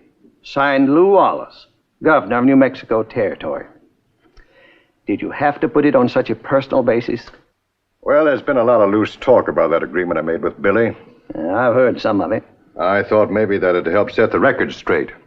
I did promise to pardon him for his earlier crimes, but I certainly didn't give him any license to keep on killing. And I'll be happy to testify against him personally when he comes to trial. If he's caught, and if you're still around. Meaning? That he's leading Garrett and his men a merry chase, heading away from Santa Fe, then circling back this way. Garrett finally found out why. All right, why?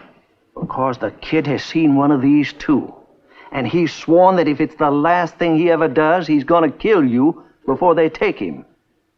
Garrett sent me word. Well, why you? For the same reason I asked you to come here, Lou. So your family wouldn't hear anything about it. Well, Henry's going back home. And in almost 30 years of married life, I've never been able to keep a secret from Susan.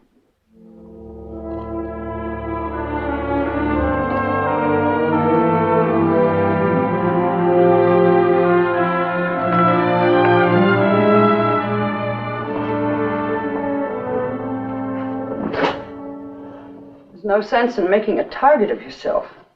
Oh, he's probably halfway to the Mexican border by this time. Servants could hardly wait to leave here tonight.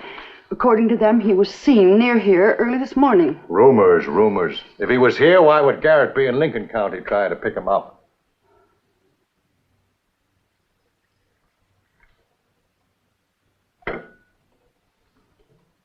Lou, we've got to get out of here. I want you to leave, Susan. I've been very concerned about you. I said we, and I don't mean next week or even tomorrow. I mean now, tonight, Lou. Susan. I've got a feeling in my bones that he's going to be here tonight, and you haven't even put a guard posted outside. Well, the men I can trust are needed someplace else, and besides, this time I think you're Bones. Lou.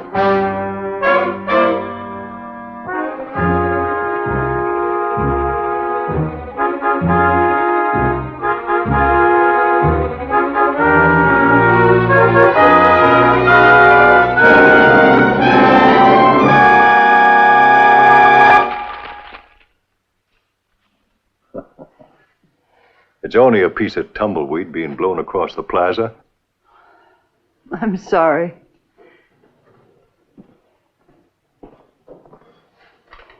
Is Ben-Hur really more important to you than your own life? I told you it was only a piece of tumbleweed. This time, yes, but I still All have a right, feeling. yes, it is more important.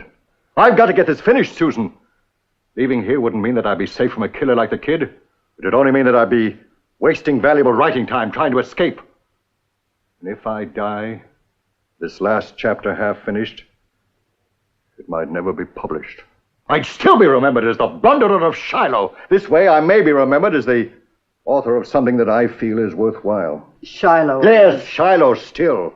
But even if you were to blame it, Shiloh, you more than made up for it at Cincinnati, at Winchester, at the Anderson... Susan, please! I've got to get it finished.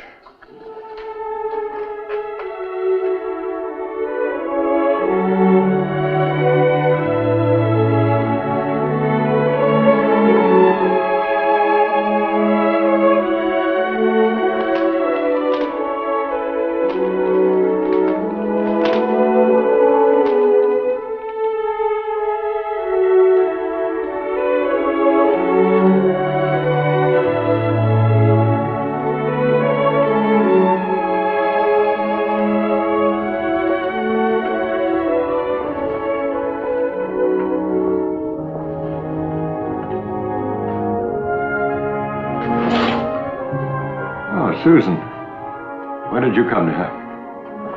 I never left. Look, darling. It's finished. Ben-Hur is finished. Oh, Lou, that's wonderful. Now, if anything should happen to me, I want you to send that manuscript to Mr. Joseph Henry Harper, Franklin Square, New York City.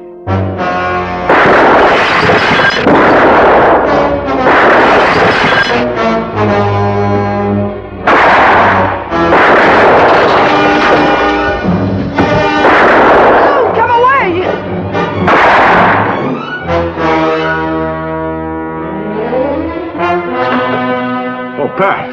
You all right, sir? Ma'am? I'm sorry it had to turn out like this. But I had to take a life. Oh, I wouldn't feel too bad about it, Governor. You see, I'm afraid you've gotten a little rusty with a gun. You didn't come within a mile of him. It was Ed was here who got him. Shot him in the back, the way he'd have shot you. And it wasn't Billy the Kid. He couldn't make it. It was one of his boys, like he promised. Billy's still alive?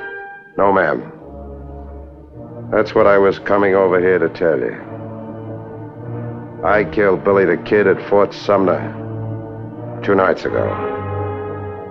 It seems a shame that you're leaving, now that you've got things just about cleaned up. Yeah, the job's just about done. Now I'll have to go back to the private practice of law or something to help me pay off my debts. Your book's still not doing so good, eh? No, in almost 7 months it's only paid me $300. If it was only a matter of money, Lou wouldn't be so disappointed, but we both had such high hopes for the book. Sure you don't want me to drive you to the station? Oh, thanks very much, Judge. Susan and I like to walk across the plaza for the last time. At least we don't have to ride in a buckboard for 2 days going home. Goodbye, Judge. Goodbye, Governor.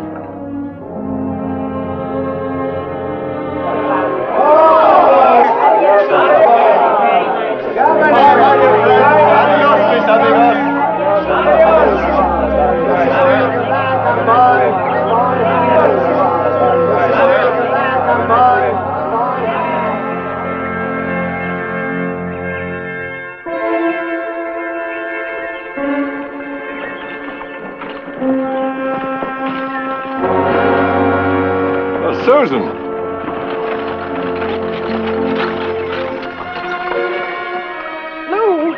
Lou! Well, what is it, Susan? Another message from the White House to atone for my sins? No, it's from Mr. Harper. He can't explain it, but suddenly there's come a tremendous demand for Ben-Hur. They can't keep up with the editions. He predicts it will be the most widely read story in America. Isn't it wonderful news? Wonderful seems like a pretty weak word, Susan. The old wound stopped hurting. Completely. For which I give thanks to you and to Ben-Hur. This is a first edition of Ben-Hur, A Tale of the Christ. The edition was sold so poorly at first. Since that time, over 4 million copies have been published. And the phenomenally successful play and movies based on the book give further assurance that its author, General Lew Wallace, will long remain unforgotten.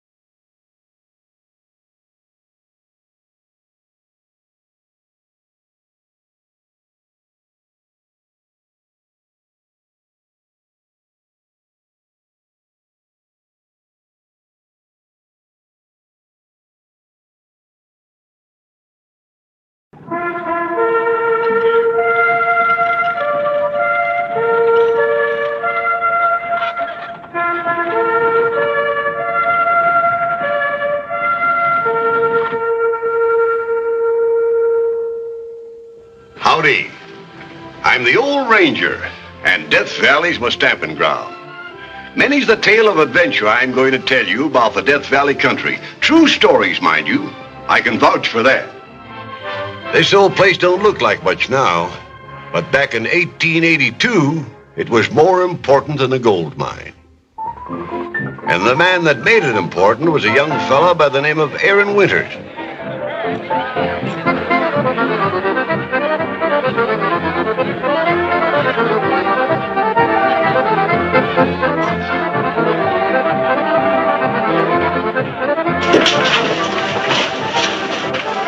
You're very beautiful, Rosie.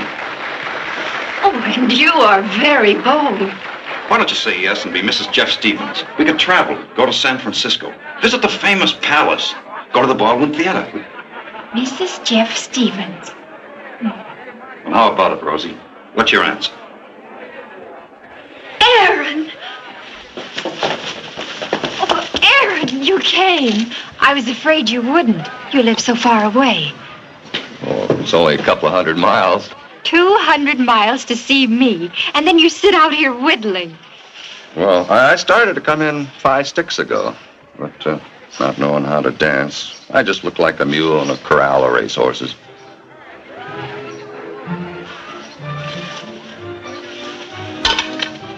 Put your arm around me. What for? I'm going to make a racehorse out of that mule. They're playing a waltz. That's easy. Now just follow me. Left, 2, 3. Right, 2, 3. Left, 2, 3. Right, 2, 3. Left, 2, 3. Now you're getting it. You're doing fine. How's everything at Ash Meadows? Oh, same as usual. Ash Meadows. It has a lovely sound. Where did you say it was? East of Death Valley, near the Nevada line. Have you struck gold yet? Not yet, but I will. I suppose you think I'm just following rainbows, huh? No. I was just thinking how strong and determined you are. That you could have anything you set your mind on. You shouldn't have said that.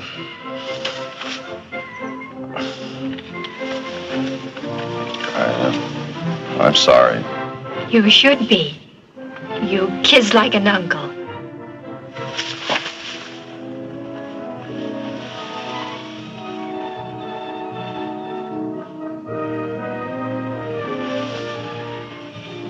Rosie, I'm nothing but a desert rat. You're an Argonaut, a seeker of gold. I have nothing to offer but prospects. Someday you'll strike it rich. But I love you, Rosie. Are you sure, Aaron, that what you feel is real? Just as sure as I know water in the desert, or a shade in the blazing sun, or green things among rocks and sand. Oh, Aaron. Aaron.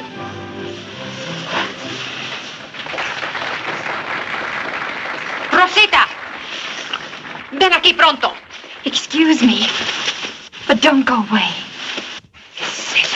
Qué vergüenza, for shame. A girl of your position. Mama, please. Mama does not please. In there, fine young men, eager to court you, men of wealth and fine families. And out here, you waste your time on that man from the desert. Mr. Winters has just asked for my hand in marriage, Mama. And my answer is yes. Yes. Mama, please. There's nothing to cry about.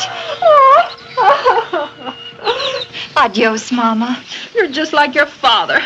All heart and no head. Senor Stevens would have made you the better husband. I've always said, Senora, that you're a woman of the very finest discrimination. Aren't you going to say goodbye to me? Goodbye. Good luck. You're going to need it. The desert's no place for a beautiful woman. I'll give you just about a year. Which only goes to prove that you don't know me very well.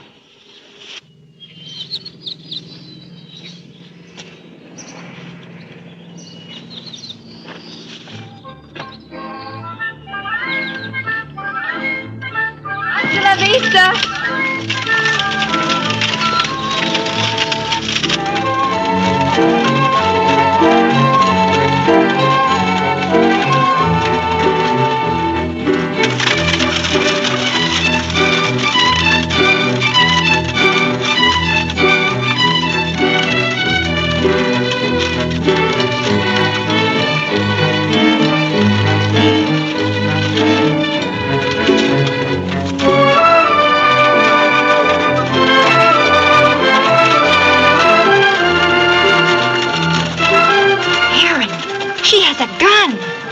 visitors.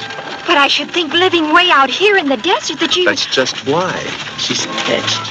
Oh, poor old creature. Oh, Crazy Kate's not so old. She's not more than 40. What? Oh, Aaron, drive faster. Huh? I want to get to Ash Meadows. Giddy up.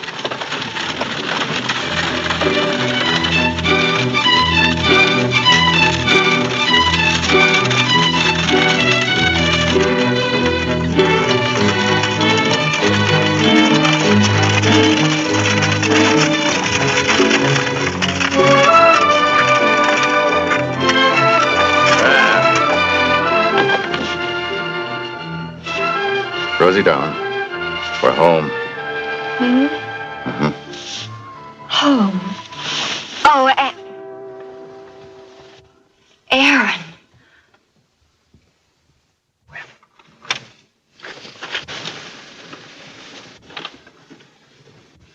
This is Ash Meadows?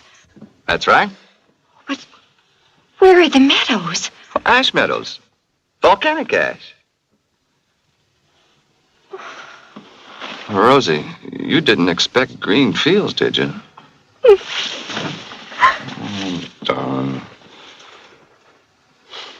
I suppose you figured on a ranch house, too. With a veranda all around it. Set back among trees. That'll come when we make our strike, Donna. Then you can have everything.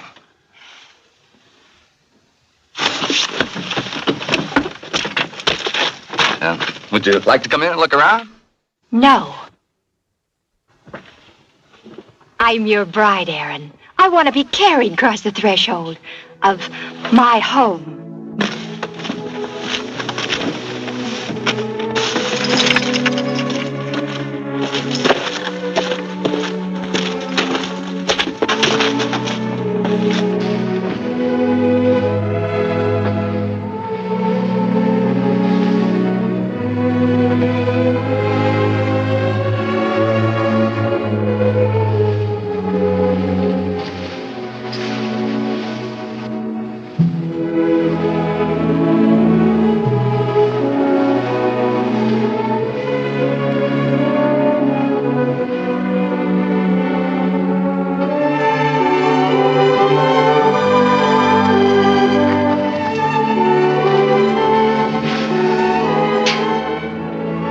A good thing about a house like this, a feller don't have to wipe his feet when he comes in. Floor's dirt already.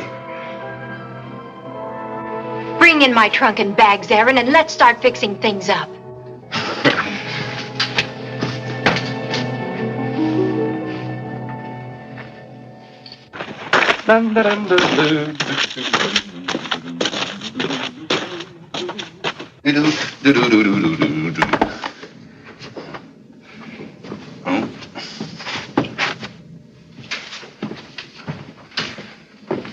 I still don't see what you need all that stuff for.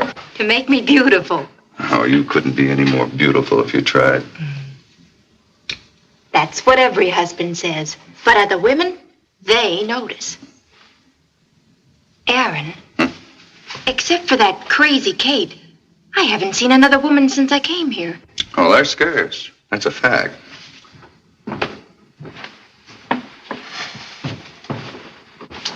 But there are women somewhere around. Oh, sure. Here, old Phi Jones got himself a wife down near Reston Springs. Why? Yeah, short for Philander. Philander. If you think Philander's a funny name, you should hear his brothers. See, there's Alexander, Leander, Meander, and Salamander. This is the first time I've really heard you laugh out loud since you came here. You've done wonders here, Rosie.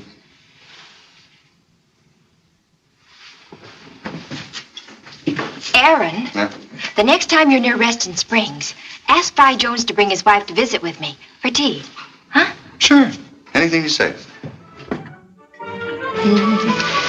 Cream, sugar, cup, saucer, tea, cookies, napkins.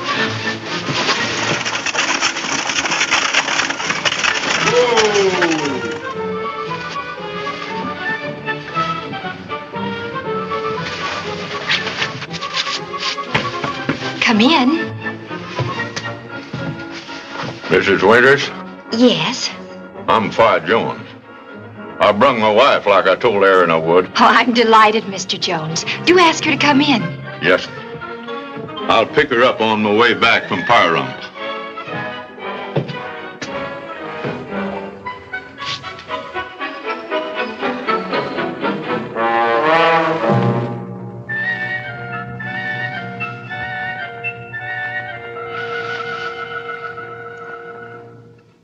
Won't you sit down, Mrs. Philander?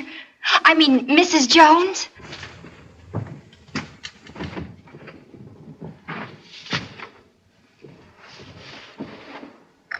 It's been very warm lately, hasn't it? Tea?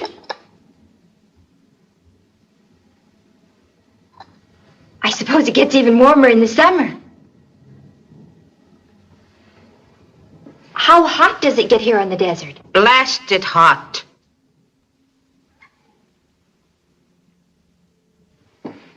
Won't you try one of my cookies?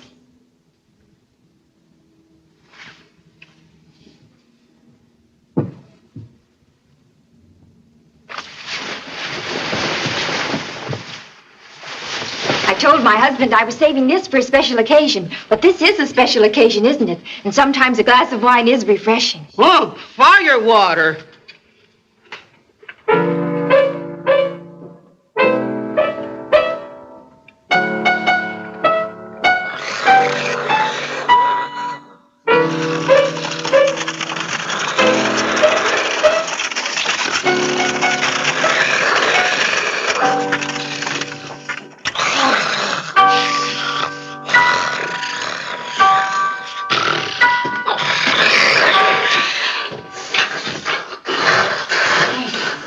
Well, from the looks of things, you two had a real nice visit.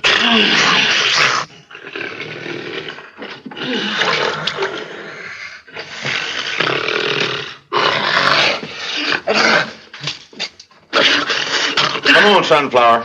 Time to go home. Now, take it easy. There you are. Get to equilibrium.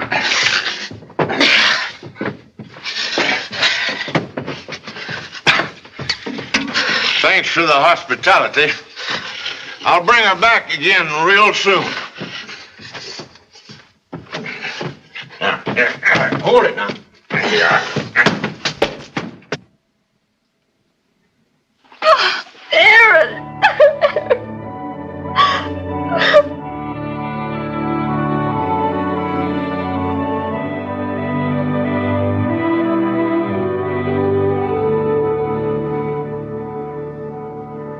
Sure. It shows color. But that's all it does show. Stuff ain't worth taking out. Thanks, Seth. It's gonna be kind of hard and Rosie, though. She was sort of counting on it. Prospector's wife don't get much babying for effect. Unless he strikes it rich. I'll strike it. Next time. Sure you will, Aaron. Oh, what's this? Florida water, magnolia balm, and Gosma for the complexion. Oh, it's a list Rosie gave me. It's funny the store women set by such stuff. But I won't be able to get them for her just now. Money will have to go for grub. Oh, Aaron, take me away. Take me back where it's green. There's people, music, and laughter. Take me away before I become another crazy Kate. We can't go back this way, Rosie. I'm not whipped. Look, I got a new place to go. It's over by Funeral Mountains, near Death Valley. Now, I know that country. And I'll strike it this time, Rosie. I know I will. Next week, the week after, next month, next year, just over the next mountain, the next valley. And you're not mad at me? No, Aaron, I'm not mad at you. Yet.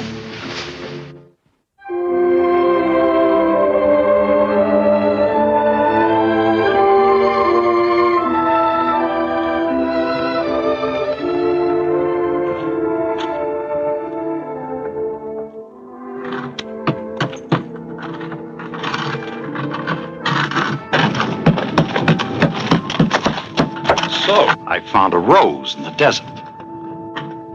Jeff! Surprised? Pleased, I hope. Pleased. You don't know how pleased I am. I'd be pleased to see anyone. Well, that's not very flattering. Oh, I mean, well, it's just that it's been so long. How's Mother and Father? They're all fine. We were worried about you. I guess I just forgot to write. That's why I'm here, to find out how you're doing. We're doing fine. Fine. Grinding mesquite beans for flour? Living in this desert shack? It's my husband's home. Where thou goest, I go. Where thou lodgest, that's where I'll lodge. You must love him an awful lot to share this kind of life. I do. Oh, go away and leave me alone. I can't stand any more. All you have to do is take off that wedding ring and walk out. It would be madness. It would be freedom. I'll go down and water my horse while you pack. I'll wait for you at the spring.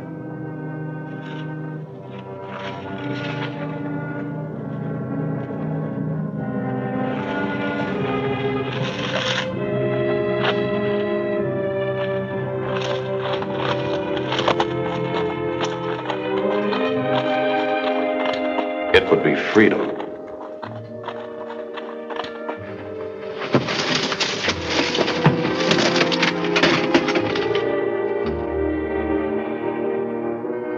I love you, Rosie.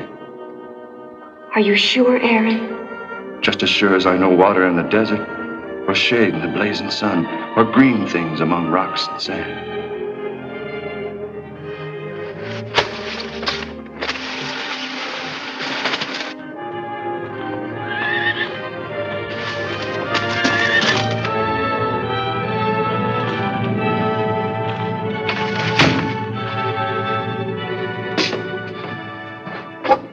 I didn't expect you back so soon. I came back to tell you to pack up your things and leave, Rosie. Leave? Yes, go home. Back where you belong. You mean it, Aaron? You really want me to leave you?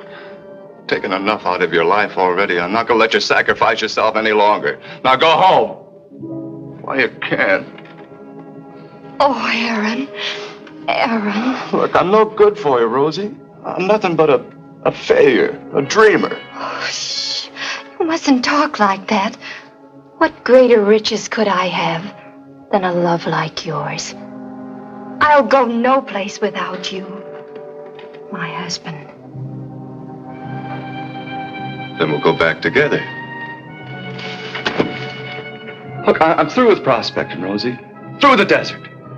We'll find a ranch near your home with green grass and trees. And a real house on it. Yeah, with cows and chickens. Oh, when, Aaron, when? Well, just as soon as we could pack up and get out of here. Oh, it's wonderful. Whoa. Don't listen to him, Aaron. Don't believe a word he says. I hadn't made up my mind. I swear I hadn't. What are you talking about? Him. He was just passing by and Anybody home? Howdy, Fi. Why, Mr. Jones. What brings you this way? Been up north, on my way back home. Thought I'd drop by and tell you about the excitement up in Columbus. Gold strike? Better than gold. We're not interested, Mr. Jones. We've given up prospecting. Is that so? No harm in hearing, Rosie. Go on, Fi. Well, you don't have to dig for this stuff. Comes right on top of the ground. Don't have to dig for it. Well, what's it called? Borax. Borax? Here it's a mineral with little white crystals, and they find it on the bottoms of the dry lake beds. And it comes in tons. Dried lakes? Well, the desert's full of them. Aaron, please. And you can sell all you can get for 30 cents a pound. 30 cents? Aaron, your promise. I brung some of it with me. They call it cotton ball. Funny stuff. How do you know when you got it? Oh, easy.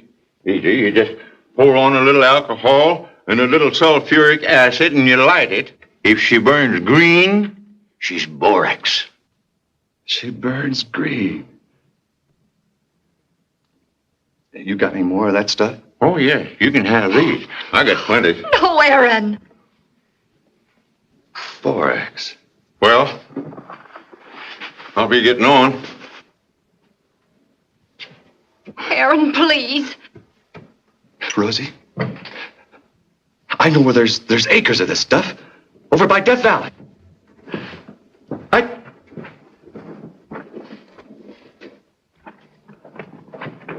Rosie!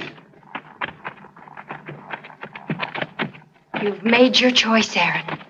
And I've made mine. Just once more, Rosie.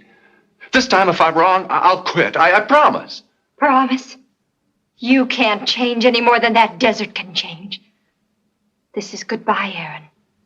Don't try to stop me. And I don't want you to come with me.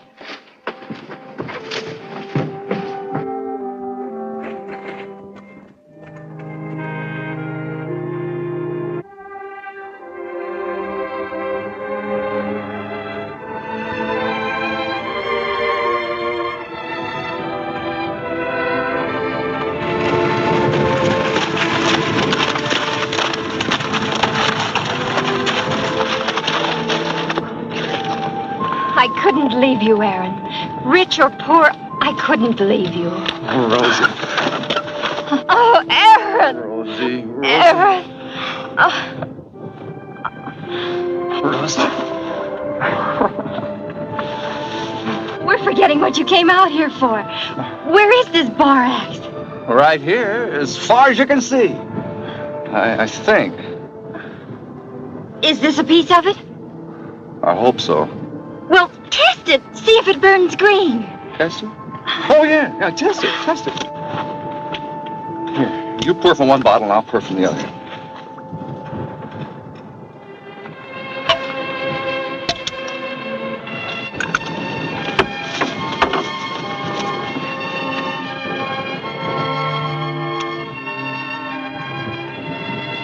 I'm scared, Rosie. What if it ain't?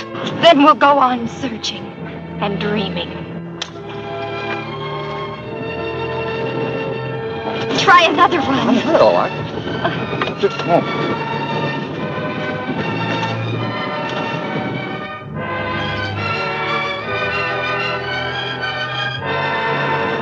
She burns green, Rosie. Aaron! By golly, we're rich! Aaron Winters was right, and what you see here still stands in Death Valley, marking the location of the original borax works and one of the greatest strikes in the history of the West.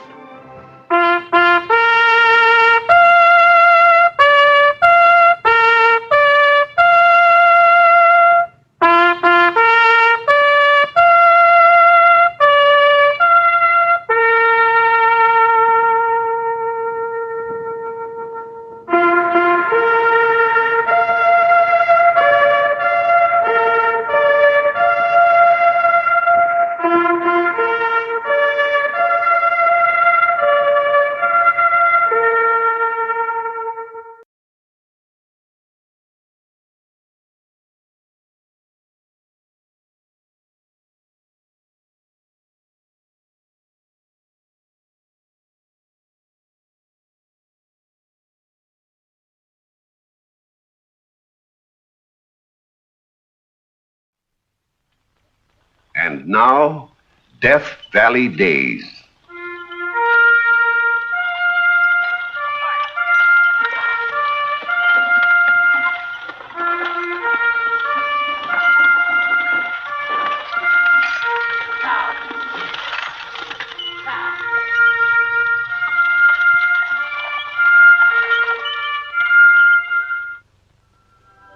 Howdy, folks. I'm the Old Ranger, and I have another interesting true story for you about the historic Death Valley country. There have been countless stories about the search for pearls, stories of hardship and adventure, of violence and intrigue, but none of them has had a more fantastic ending than this one, that happened in the early 1800s right here in our own backyard. I call it Ship of No Return. The story begins at the Cortez Hacienda near the little town of Tehuantepec, Mexico, where Don Cortez has just discovered his daughter, Manuela, in the arms of a stranger. Who is this man? I am Edward Peel, sir. I have heard of him, Don Cortez. He is the British seaman who deserted his ship. I did not desert. I only signed on as far as... How and why you left your ship is your own affair. I am only concerned with the manner in which you have defied our customs to pay attention to my daughter. That is my fault, Father. I was afraid that you would not... Please do not interrupt. Senor, you are here without my permission, and I would be justified in shooting you as a trespasser. But I will reserve that pleasure in the event you try to return. Now, please go. Father, please. I realize how you feel, sir, but if we could just talk this over... Talking should have been done beforehand. I won't give her up, sir. Whether you like it or not, we're going to be married. You would defy my wishes? I love him, Father.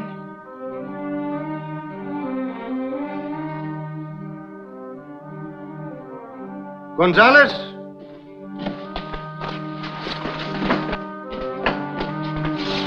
Capitan Iturbi, I understand you are having difficulty in getting a crew for your ship.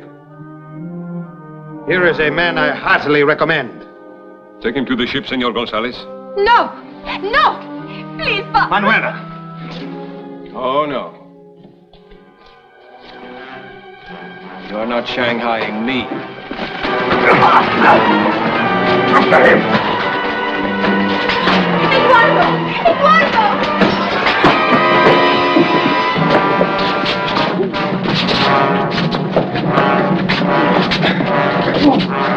Eduardo!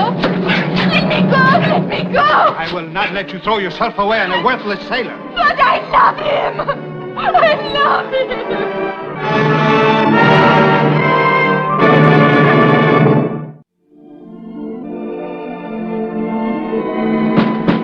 Let me out of here!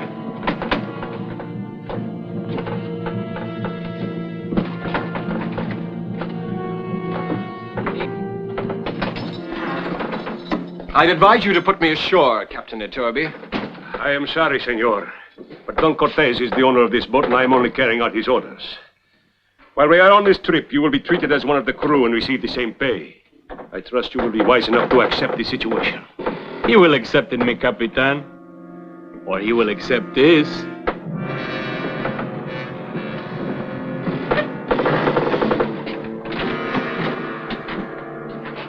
You have 5 minutes to eat your food. Then we will see what kind of a sailor you are.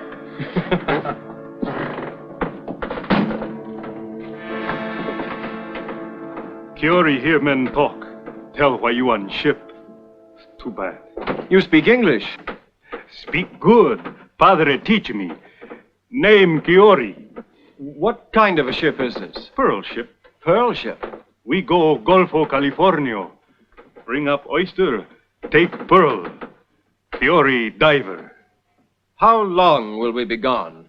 Oh, depend on pearl. Maybe 4 months, maybe long time. Months. Do we stop at any ports, villages? No ports, no villages.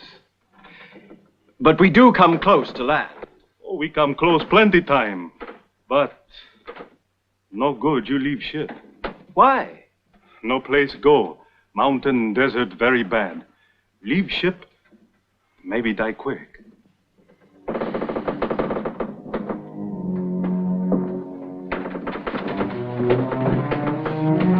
Kiori have girl one time, like you. Take away, never see again. Know how you feel here. Very sorry. Thank you, shipmate.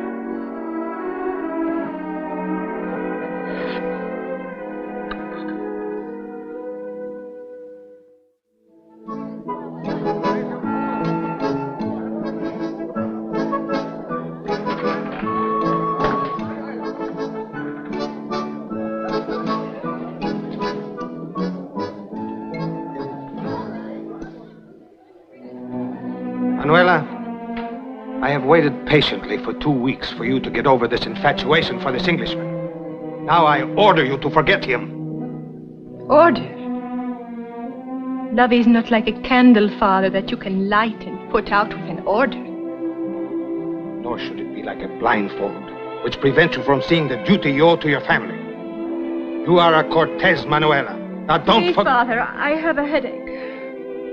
I'm going to my room. You will return to your guests and do what is expected of you.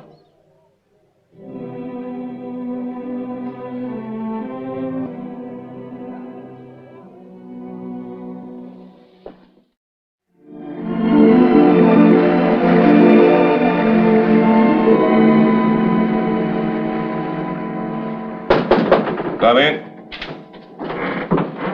What is it, senor? Chiori tells me that divers are allowed to keep every 11th pearl they find. That is correct. The first 10 to the ship and the next 1 to the diver. I'd like to be a diver, sir. 1 pearl out of every 11 does not mean you will go back rich, Senor Pearl. At least it will give me a chance to go back with something. That is true. And if you are fortunate, who knows? I admire a man who makes the most out of his situation, senor. Particularly one that is not of his own choosing. If Chiori will teach you, you have my permission. Thank you, sir. Oh, there is a ship's rule. While we are anchored at the pearl beds, divers are relieved of ship's duty. Yes, sir.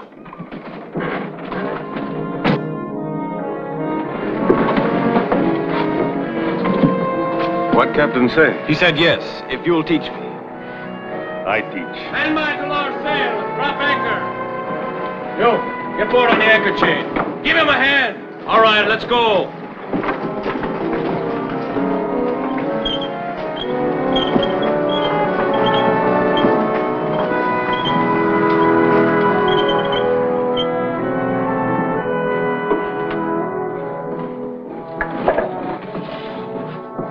All right, let's go. Get those boats over. It's a good day for diving, and we want to make the most of it.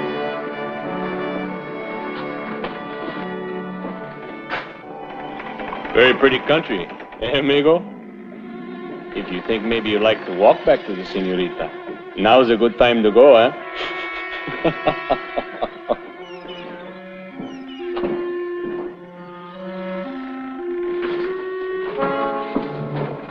The divers can handle their own gear. Go forward and coil the anchor line. I'm talking to you, Englishman! You should find out who you can give orders to, amigo. When a pearl ship is anchored at the beds, divers are relieved of all ship's duty. Who said you were a diver? Captain Iturbi. Why did you not tell me before? I was just waiting for a chance, amigo.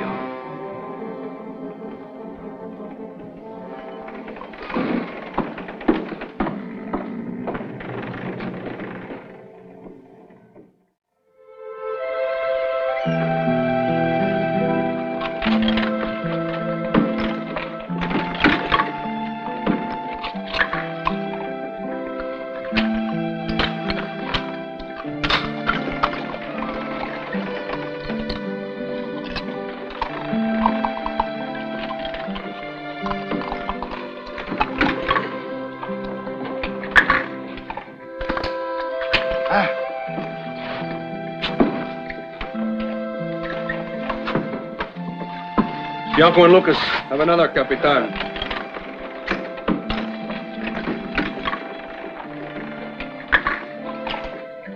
We've got another!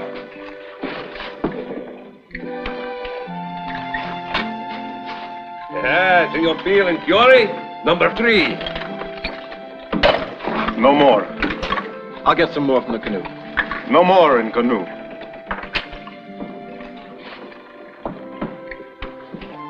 Out of oysters already, eh? And the others are just getting started. You better get yourself a partner, Chiori, who can bring up his own share. Or you won't get enough out of this trip to buy a bottle of vino.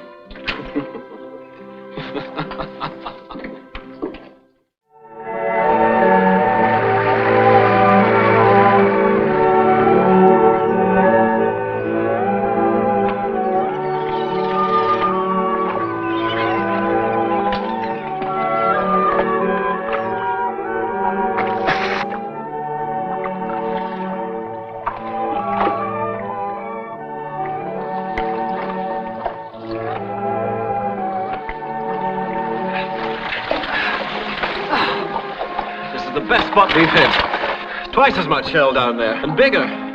Doesn't look like these beds have ever been worked. 1 month ago, Kiori afraid you not be diver.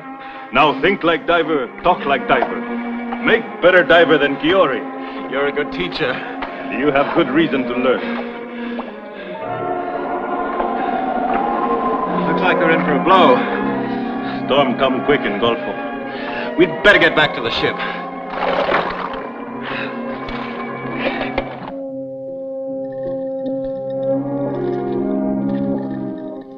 Have you noticed me, Capitan? The pearls are getting bigger as we move up the Gulf. See, and more plentiful. I do not think that many ships come this far north. Right now, Senor Gonzalez, we now have almost twice as many pearls as we got the last time. And we've only been out half as long. It's too bad that they're not ours. We would never have to go to sea again.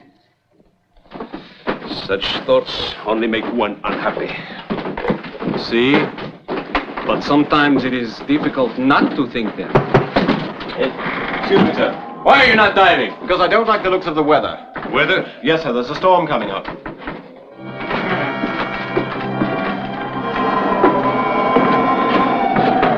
It's closing in fast, sir. Senor Gonzalez, you better call in the other boats. But me, Capitan, it Call is them nothing. in. Kiori, call in the other boats.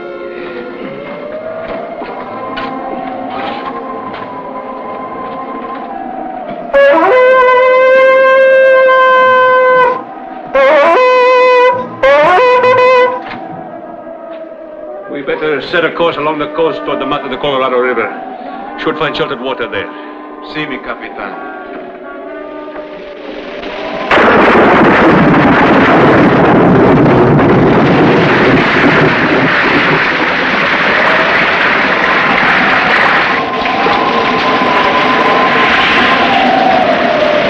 Take it to the reef and the foresail. I'll give you the orders. Then you'd better give it before the foresail carries away.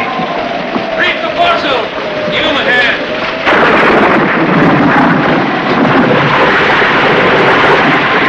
Senor Gonzalez! Those rocks don't show on the chart. I suggest we turn about and head down the coast. What do you think, Senor Field? Too risky, sir. Like pulling masts out of her. Hold her steady as she goes.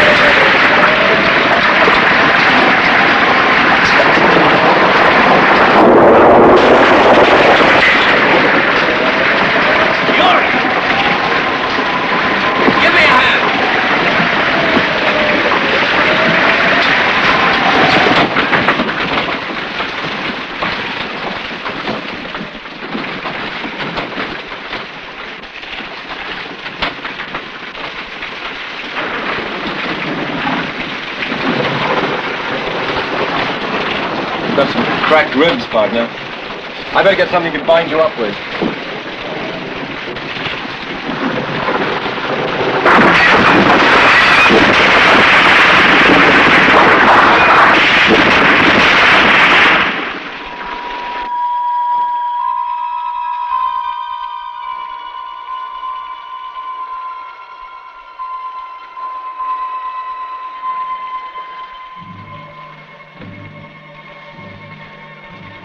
What has happened?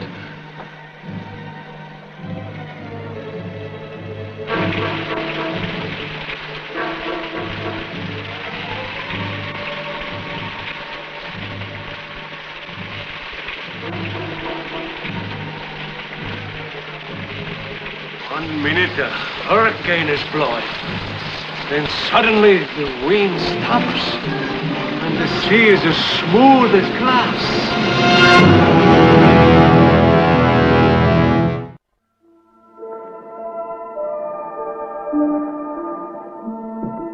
It is not possible.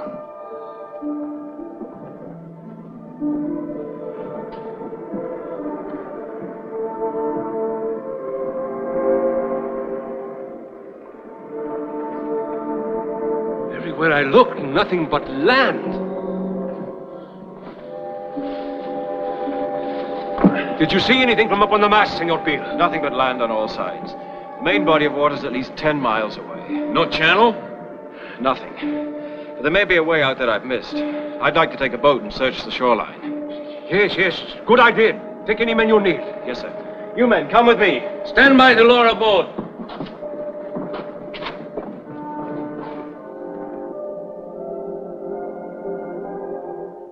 There's no way out, Captain. We're on an inland sea that was formed by the wave that carried us here.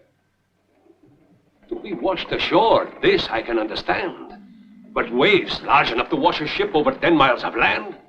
There is a channel someplace. It is only you did not find it. There is no channel. We'll have to abandon ship and try to get back on foot. It is nearly 300 miles to the nearest settlement.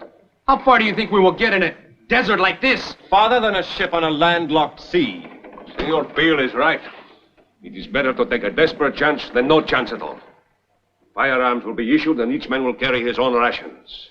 I would suggest that we travel together. But once ashore, each man will make his own decision. We will start at daylight. You will please stay, Senor Gonzalez.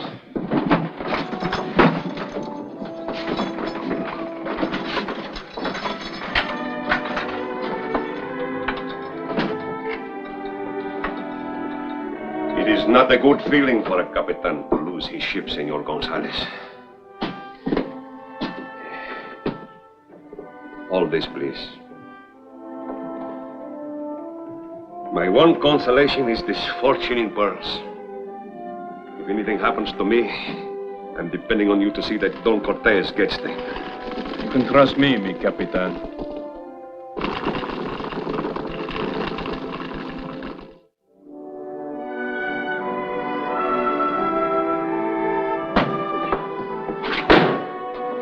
Has anybody left the ship?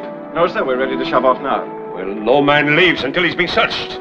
Open up your gear and spread it on the deck. What's wrong, Captain? The pearls have been stolen from my cabin. Gonzalez? Where is Senor Gonzalez? I haven't seen him this morning. I thought he was with you. Are any boats missing? Yes, sir. There's one adrift near the shore. We thought it had broken loose. Gonzalez. Get the men into the boats. Hold the last one for me. All right, men, into the boats. Lively now.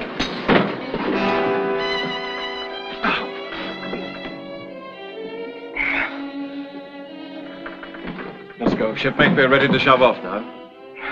You're no go. Not go? Still much hurt. No can walk. Well, then I'll carry you.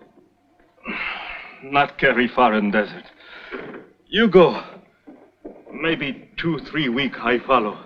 2 or 3 weeks, but you can't. Take Pearl for Kiori. If I not come back, give to Senorita.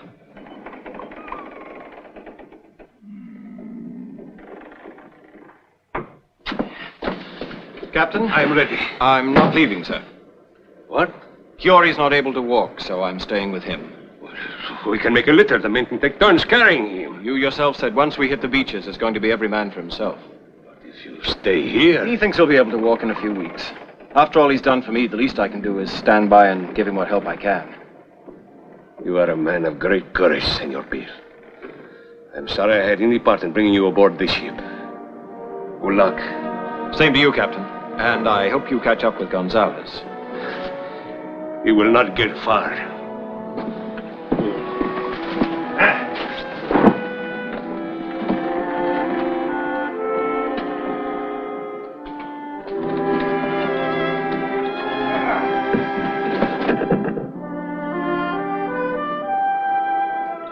Well, this is what I call pretty fancy, partner.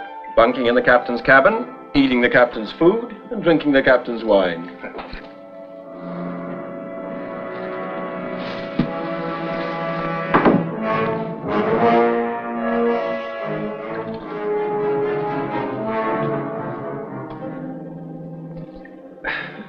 like enjoying yourself while you can.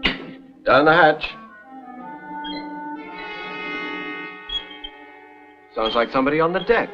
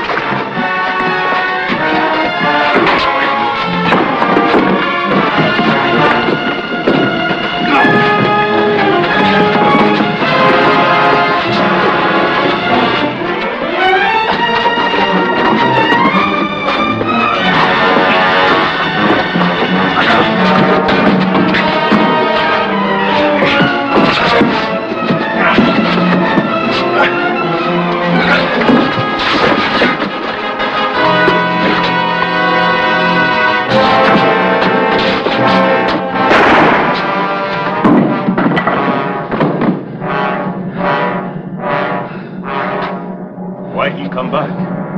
Evidently, he never left. Never left. No, he just wanted the captain to think he had, so he could follow along behind and let them lead him out of here. Hey, look.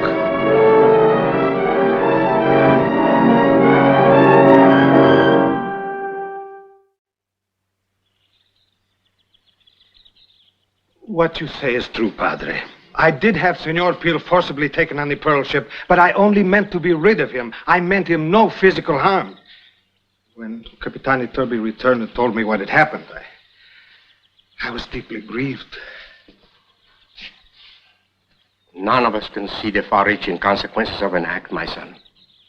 That is why we must try to live beyond reproach. I know, Padre, I know, but I only did what any man in my position would have done. You know our customs. Customs should never be an excuse for intolerance. Because love does not recognize barriers and restrictions does not in itself make it wrong. I realize that now. When I sent him away, I was thinking only of myself. If there were only something I could do to make amends, Manuela. There is, my son. Oh, señores.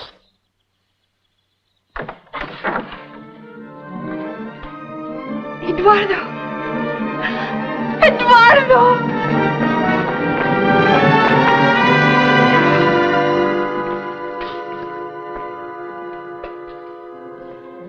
These belong you.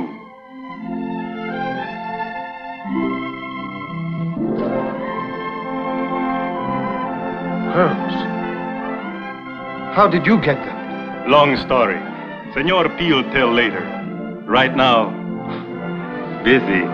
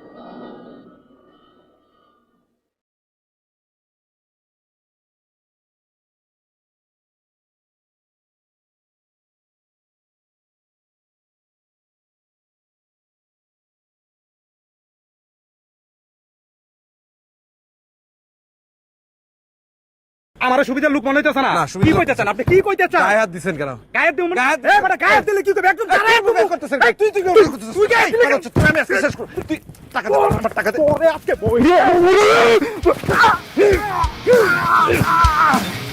না কোন রাস্তার মধ্যে আইছেন ভাই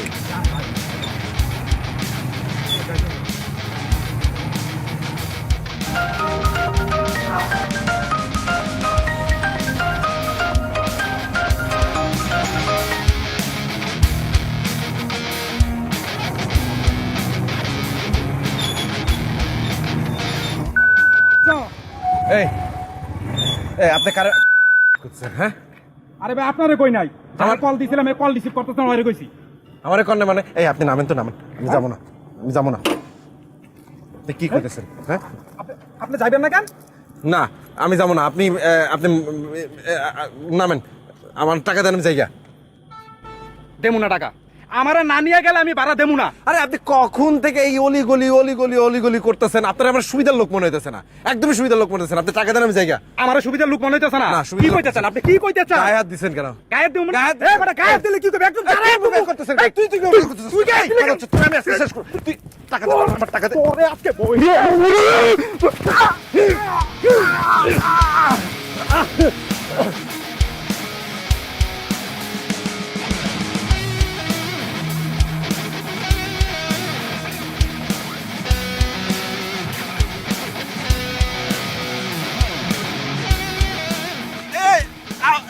motorcycle করে নিয়ে যেতেছেন ভাই, এটা আমার মালিকের মোটরসাইকেল ভাই, ভাই মোটরসাইকেল নিয়ে যান না।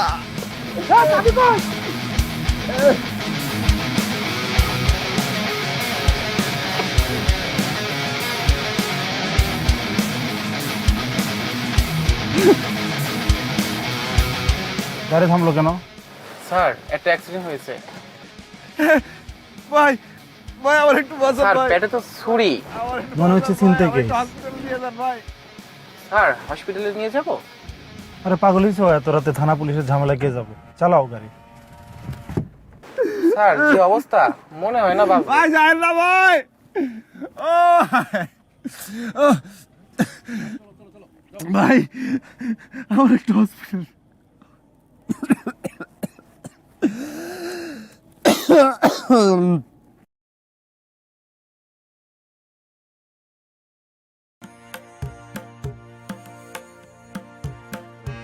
Một cho bao nhiêu? 160 à, thì được phải làm một lần nữa, một hoặc hai lần nữa. Rồi tí năng lượng này chụp ảnh, anh trở lại, giờ thì quay rồi sao? Chưa, 10 tiếng nữa. À, cần mất tính thời gian chơi game.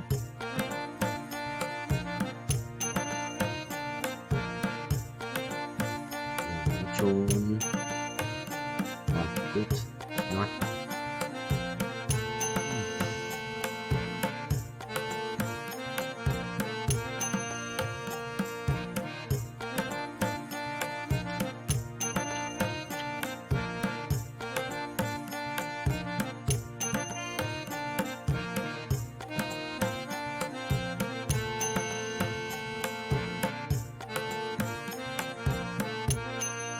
Xong đấu này. Đấu sĩ à?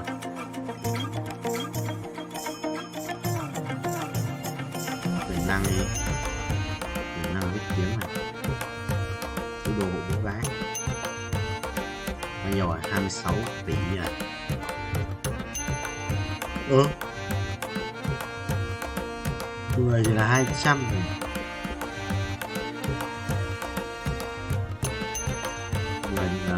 Là 2 là 1 tỷ, 10 là 5, 10 là 5 lát, 9 lát.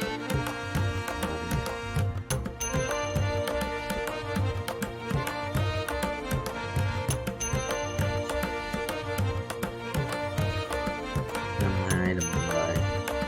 Đó, 200 lát. 2 tỷ 1 lát, 200 lát. 2, 4. Đó, đúng rồi, 40 củ.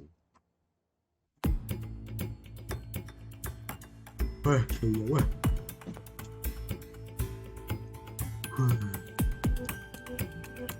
210 lần nữa đấy.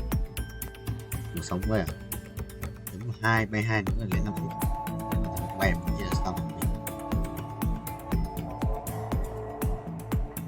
Bình chi lên. Bình nhé. Đúng nhỉ?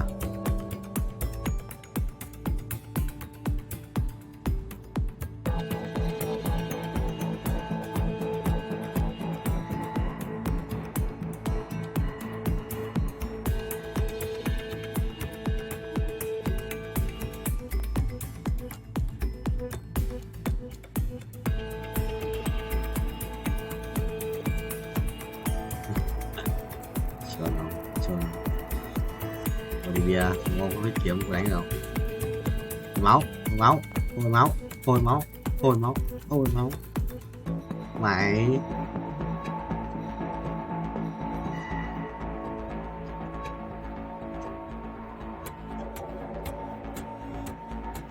mày biết kiếm cái hả? Tôi biết kiếm sự binh chi linh ấy. Kia na cầm kiếm này. À cái đai máu này. Kia na cầm kiếm này. Rồi. Mày hỏi đâu thằng lấy rồi. Chuẩn không? Chuẩn không? Chuẩn không? Chuẩn không? Tranh, mày tranh. Mày tranh với tao. Nhiều record á.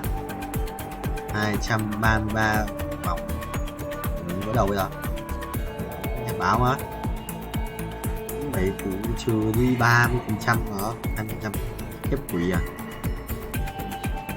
100 không? 110 à? Kiểu tầm 5 quá. Để được hơn khoảng 70 bình. Ai mà đại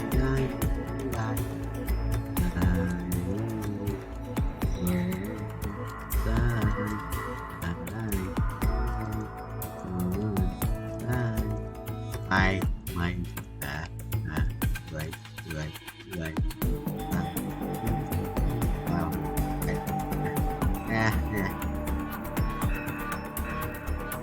rồi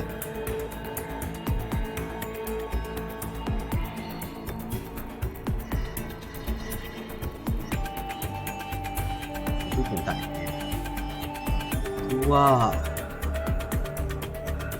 một tỷ lắm 50 thì vào khoảng là bao nhiêu nhỉ? 2 thì 70 à? 5 thì bỏ 250.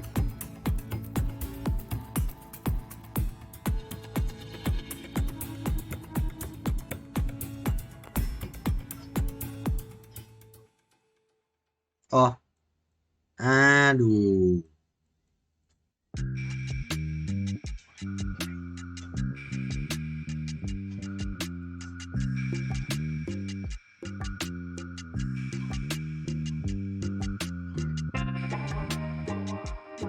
Mày được không? Mày game 250 năm nay của ông thầy 29 này 22 và 16 17 18 5 6 7 8 3 5 6 6 3 7 40 à?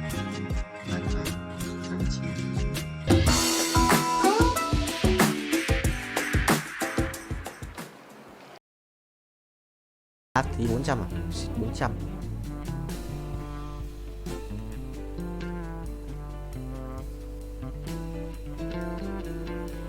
Đây kiếm thêm năng lượng này. Somos 700 rồi, rebirth được một lần nữa. Ok. Lần này sẽ rebirth thêm 10 anh quay qua kia anh binh. Sẽ là bố của qua kia. Yes. Thua hoài à? Không cội thắng à? Át 1 thực sự là khó đấy. Sẽ lấy một cái đồ ánh sáng đi. Sẽ là cái cung xanh ánh sáng đi.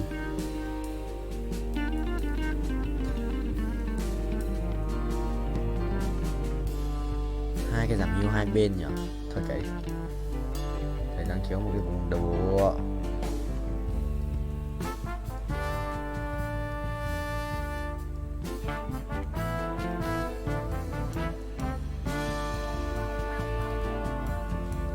Về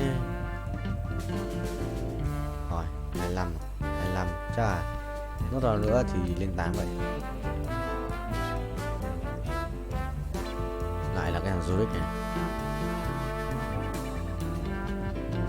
Sao nó vẫn lên được con ấy bài như là con Zurich bài lâu dài. Rồi nó còn Nautilus nữa. Mình cầm tận 4 con Nautilus rồi chúng nó vẫn còn. Ê xong ý làm mày không ba. Đó, thua. Thua không? Thua. À. Ok. Rồi đi rồi. Tốc mấy đây? Chưa đi. Sắp đi. Anh đi xa rồi, anh không lái xe nữa. Anh đắp mộ rồi. Không thể nào Ryan khát được. Khóc. khóc. U Linh à, em phải cút. Cút đi.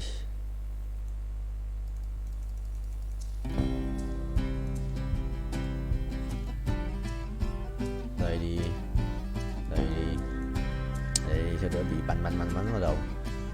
Cày tê tại bị bắn cặp tự.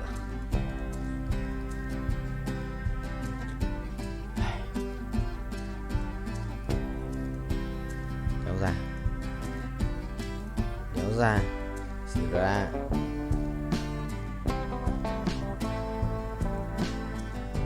Ui rồi ôi, cặp bóng may mắn cô cô ba nhưng mà ít tiền không sao, ít tiền.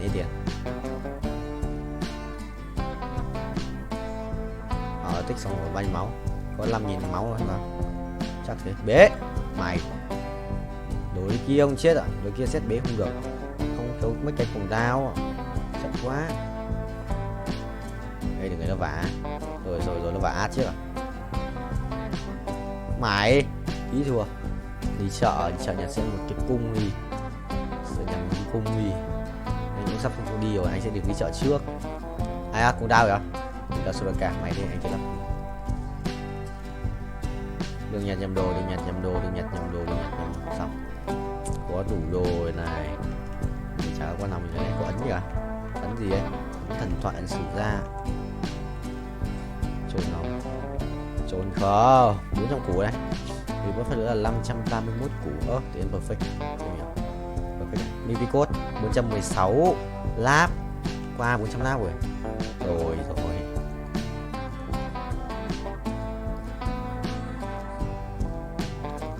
Pháp rồi xong này. Đi lao, và này còn đồ đéo nữa.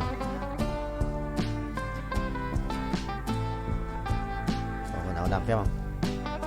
Sát thương phép này. Sát 500 sát thương phép này. Con này full sát thương phép này. Ok. Làm đéo còn là còn một cái kìm có đồ nó đéo. Ok, xong. Với ai đây? Ba cái thằng kia. Bạn kia có lắc thì sự láo đấy.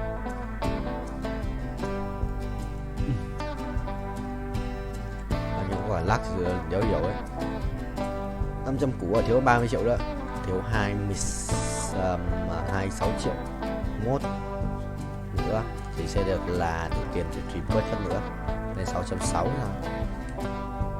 6.4 nhỉ, cái mất rồi. Nhưng mà là tầm 6 chấm hơn. Yes. Mày A2 nữa là xong. A2 nữa là xong game. Ui rê. Hỏng đấy. Ui tí cút đánh bóng ạ. Bóng thằng nào ấy. Hộ cái đê.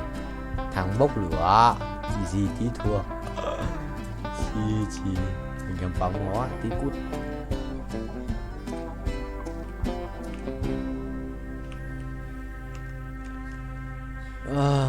Cho thêm máu à, 19 thì làm chi. Giờ mình phải thắng không mình cút. Một trong hai thằng này.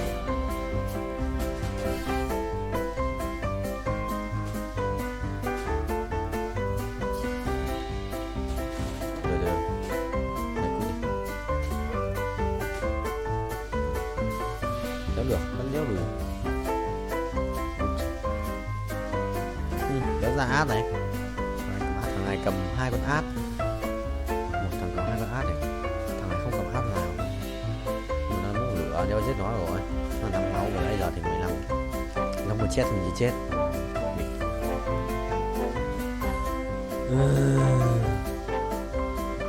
Cái thằng ngoài con lắc 3 bắn phát cho gần một con át 100 cút.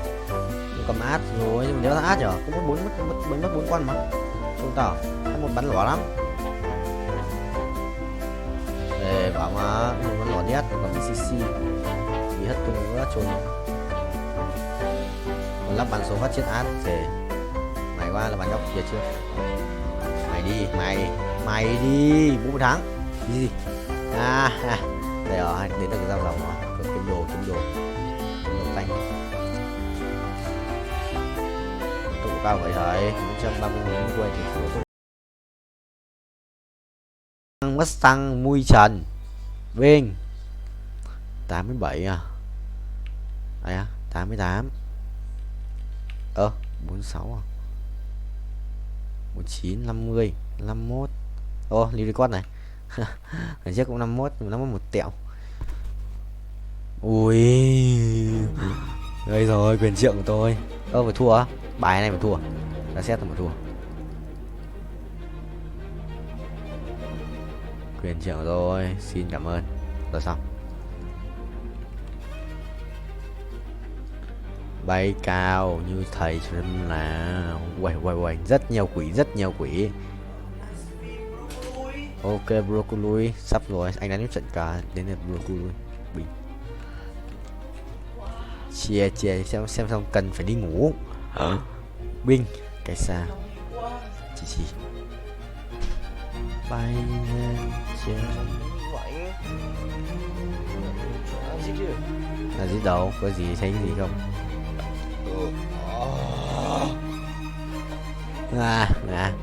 Nó không ra mắc file được rồi. Chắc ra cách xa không ra mắc file đâu. Thầy sẽ lái binh chê linh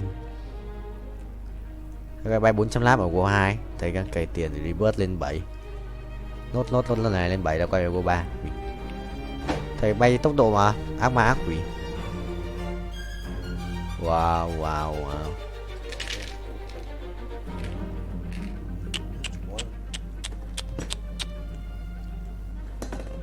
Binh chi và lên em ơi. Có tay không? Mình thắng. Yes. Quỷ ác quỷ vai. Bài này vẫn thua thằng đếm nào ấy. Thằng nhà chữ Trung Quốc. What the hell. Thuật sĩ tiến hóa tự nhiên á. Chúng ta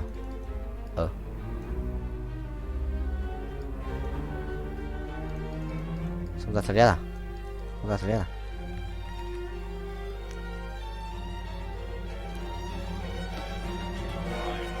Nên đợi em chết mà chết lấy Asia 2 lên 9, lấy Asia 2 binh chi linh anh ạ. Chết 7 ra xét mà vừa lên chết 7 phát ra xét luôn. Hiểu bây giờ anh lấy cái quỹ phòng hộ đây cho tiền hay anh ngồi zone hết đến 50 tiền, còn 50 tiền thôi mà anh, là còn hơn 60 tiền nhé. Tiền ra xét thôi xong tất cả dừng lại.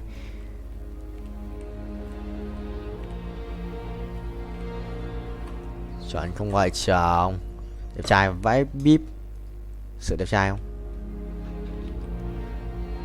Sấm mút rồi, sấm mớt trời này. Ai à?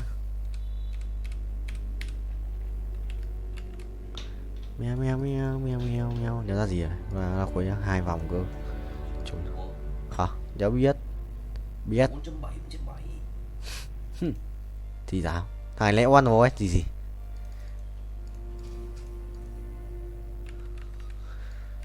Chết ngay. Chuồn ông. Perfect. Nhiều record này, ngon. 460 không? 60 rồi. Ngon. 61, 62. Đâu đi 62. Ô, đây rồi. Có đau nữa phải không?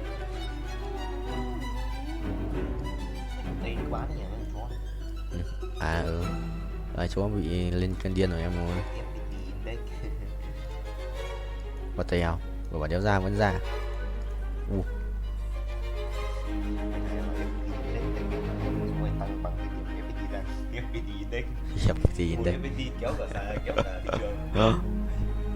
Mày trốn vẫn ra oan mà, đéo hiểu.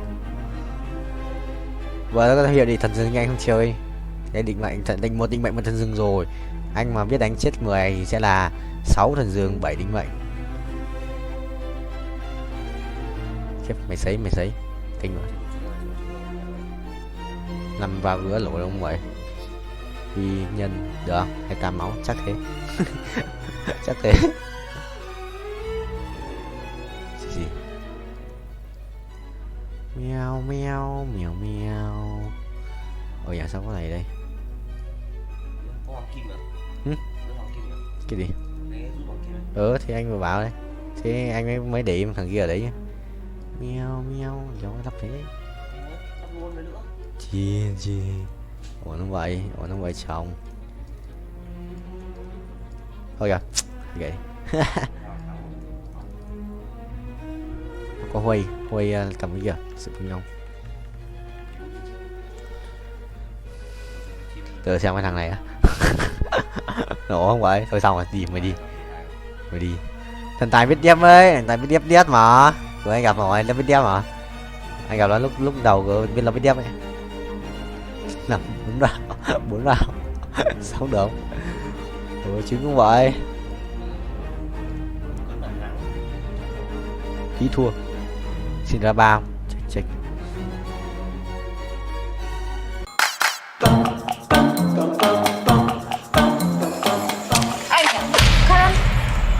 আচ্ছা আপনি ওই দিন আপনার আম্মার সামনে আমার লগে এরকম ব্যবহার করছেন কেন? আমার ইচ্ছে হয়েছে আমি করছি, আর আমার পিছে ঘুরে লাভ নেই। কেন? আমি আপনার ভালোবাসি না, করবো না কেন? বেহায়া মেয়ে রে বাবা, তোমার তো আমি ক্লিয়ার করে বলছি যে আমি তোমার বিয়ে করব না। আরে আপনার আম্মাই তো আমার পছন্দ করতো, তো আপনি শাদি করবেন না কেন? তাহলে তারই বিয়েটা করো। কি কইতেছেন? আমি আপনার আম্মারে কেন শাদি করব? আমি তো আপনার শাদি করব। আর আপনি যদি আমার শাদি না করছেন তাহলে কয়ে দিলাম ব্লেড দিয়ে আপনার নাম আমার হাতে লিখুন। তোমার যা ইচ্ছা তুমি তাই করো, আমি একদমই ভয় পাই না। আগের বার মাইনে নিছি, খেলা ছিল দেখা, এটা খেলা না, এটা আমার জীবন। আমি জীবন নিয়ে ছেলে খেলা করতে পারবো না। আমি হাঁচা কইতেছি, আমি কিন্তু ব্লেড দিয়ে হাতে পায়ে গলায় মুখে সব জায়গায় যেখানে ইচ্ছা সেখানে লেখো। ইংরেজি বাংলা ফার্সি যেটাতে পারো সেটাতেই লেখো, আমার কিচ্ছু যায় আসে না। আপনার আমি শেষবারের মতো কইতেছি, আপনারা আর বেশি সময় দিব না, শুধুমাত্র 12 ঘন্টা সময় দিলাম। এই 12 ঘন্টার মধ্যে আপনি আপনার মত বদলাইবেন, নাহলে কইলাম আমি হাঁচায় ব্লেড দিয়ে আপনার নাম লিখে ফেলাম, আমার কেউ আটকাইতে পারবো না।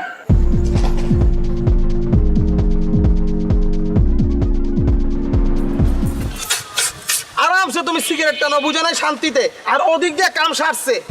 কেন কি হইছে? আরে শুনোস না, ওই মেয়ে তো ডেঞ্জারাস একটা ঘটনা ঘটায় ফেলছে। লেট দিয়ে হাত কাটছে, এখন কি হইব মামা? ওই মেয়েটা বস কি মামা? হাত কেন? ওই মেয়ের তোর কোনো কথা হয়েছিল? কালকে রাত্রেবেলা বাসার সামনে এসে দাঁড়ায় ছিল, আমার 12 ঘন্টার আলটিমেটাম দিছে। এই কিসের আলটিমেটাম দিছে রে? হ্যাঁ আরে ওই বিয়াতে রাজি না হইলে কি জানি। এই কথা তুই আগে কবি না। আরে আমি কি বুঝছি নাকি? আরে না বাবার কি আছে, বুঝোস না, মেয়েটা তো ডেঞ্জারাস। এখন যদি কিছু হয়ে যায় মামা, আমাকে তো পুলিশে ধরে নিয়ে যাবে। আমি কি করছি? ও আমি কি করছি কিছু জানো না? না ওই বেটা আইনার মারবে জানো, জীবনে তো থানায় তুই যাস্তে জানবি কেন? তা না আমি গেছি ফোন যে কোনো হলে আত্মহত্যা প্ররোচনকারী যেই হোক নাকি, তার নাম যদি একবার থানায় গিয়ে কয় মামা, তাহলে তোর খবর আছে। এখন তুই কি করবি তুই চিন্তা করে দেখ। কি করছে সব? এই লাইলি বাইচা আছে তো?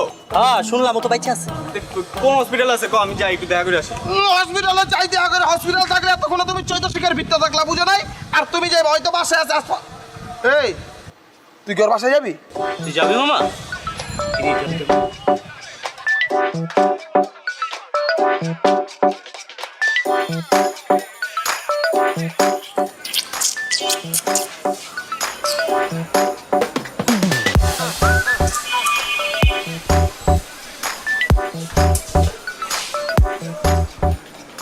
হায় রে খোদা, তুমি আইছো, আমি জানতাম তুমি আইবা। আমি লাইলে রে কইছি তুমি আসবা। চ্যাংরা হও আর রক্ত গরম হও, মানুষ তো, তোমার মনের ভিতরে সেই প্রেমটা আছে। আচ্ছা আমি লাইলির সাথে একটু দেখা করবো। লাইলির সাথে দেখা করবা? কেমন আছে ও? আছে ভালো, আসো আসো, তোমার আমি একটু দেখা করাতে আসো।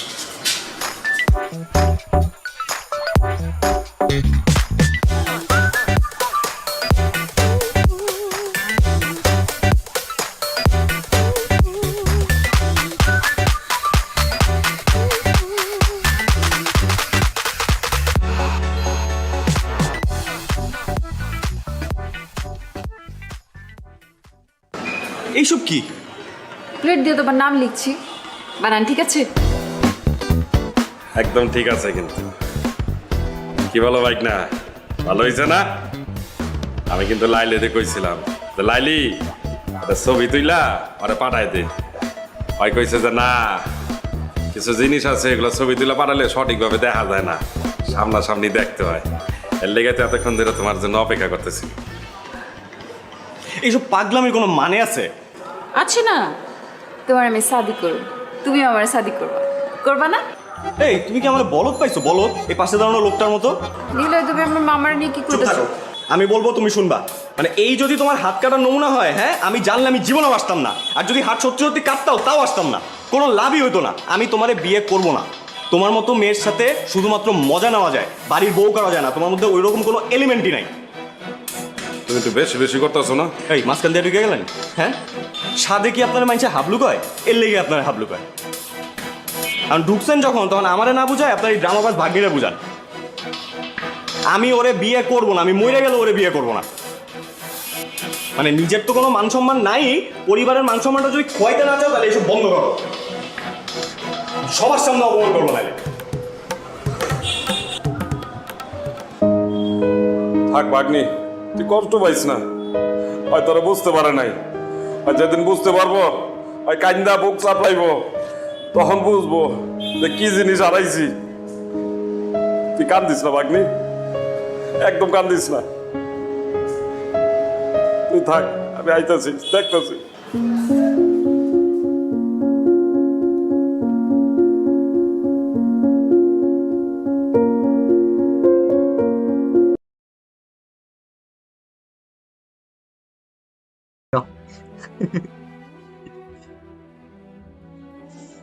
Cheesy, cheesy sợ ông. Rồi còn một trên lớp nữa. Sơ hồ leo vào đi.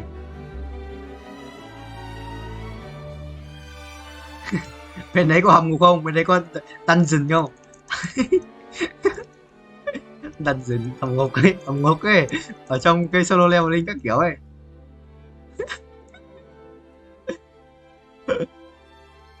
Quỷ à.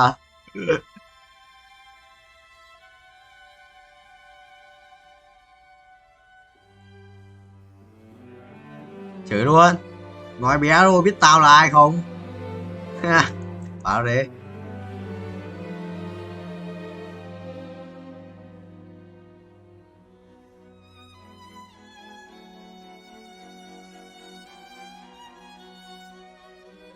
Đó. Yes. Nhưng mà ý là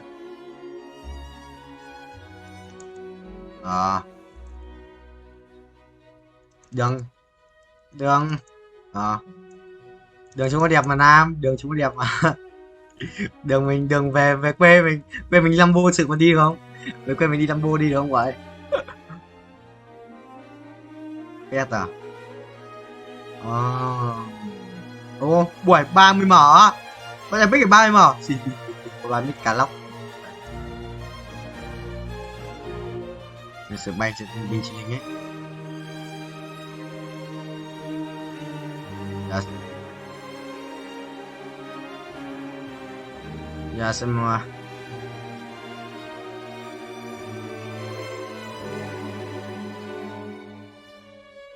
Chiếc gì?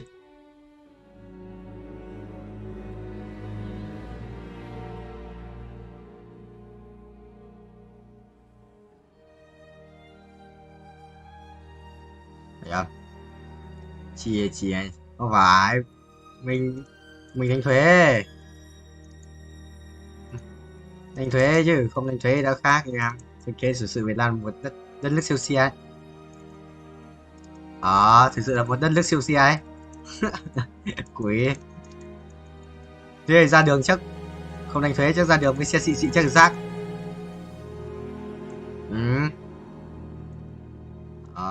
Rác, các gì rác đâu. Kiểu như Dubai ấy, khác gì Dubai đâu. Lại khác, không khác gì Dubai. Mỗi tội là đường như shit.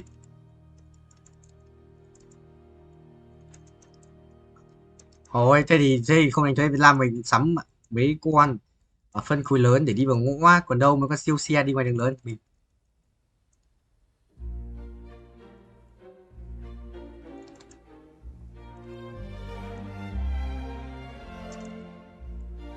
Nhà trái chơi buôn à? Con gái chơi buôn à? Lượm không? Con lượm không? Con lượm không hay? Con lượm được không hay nó lượm không luôn vào tù? Con lượm được không? Con lượm được đó không? Bố nó lượm luôn cho tù với gì?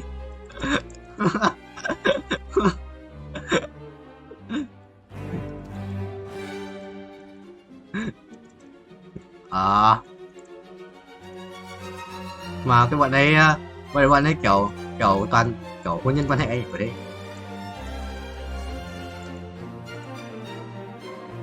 200 mà. Bye bye chú ra.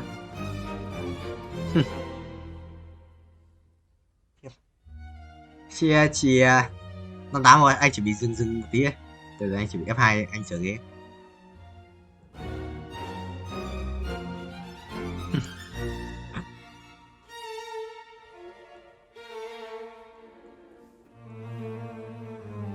Tán chia buôn à? À.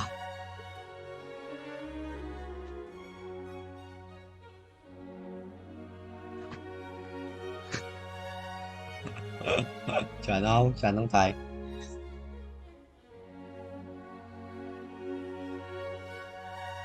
Bao nhiêu rồi? 5933. Thôi đợi đến 2 chuẩn thì tắt. 37, 38, 39, 40, 41, 42, 43, 44 cho các anh nhé. Nên cho anh một quả tên lửa. 45, 46, 47, 48, 49, 50, 51, 52, 53, 54, 55, 56, rơi vào 57, 58, 59, 60. F1 video 2 ngày 67 thôi từ get go quay thì This my task. Ô, đây rồi, đâu con legendary. Bắt này có cho 3 con nhỉ? Sử dụng ý. Thoải mái ra con legendary. Rồi con mythical. Sao có mấy con thấp ở dưới đây vậy? Xóa hết. Yes, anh đấu tiền cho xóa hết. Tự nhật tím quá. Sao tự lắm mũ này? Chúng ta câu lạc nhật đồ không thời gian đâu, thời gian giải oan. Anh chỉ phải ngoan. Rồi bay kinh ấy, trở lại vào trận này. Giờ chuẩn bị boost tốc độ cho em này. Good. Đây là mấy lap nhé. Một con đấy sẽ bằng 2 lần con epic thì sẽ mình đang là có 4 con epic. 5 lap, 6 lap, 7 lap hơn. 7 lap hơn là được 70 củ đấy. 70 củ tiền cho nó.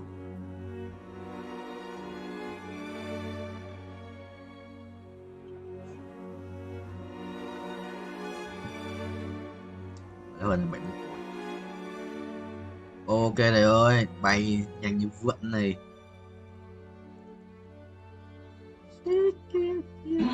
7 lap hơn rồi. Sự lao rồi. Sự chết giữa không trung. Xoay người nó này. Một chút để bị bớt 88 củ. Uầy, bay 7 lap và sẽ được 88 củ. Đi dù của Linh đấy. Linh livestream thôi.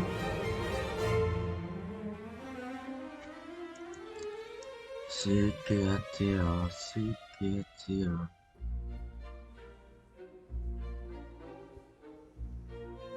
Yes, mình sẽ bảo xem vậy. Nhưng mà treo máy ở đây. Hết pin rồi. Có trang bị hỗ trợ. Vào trong Facebook.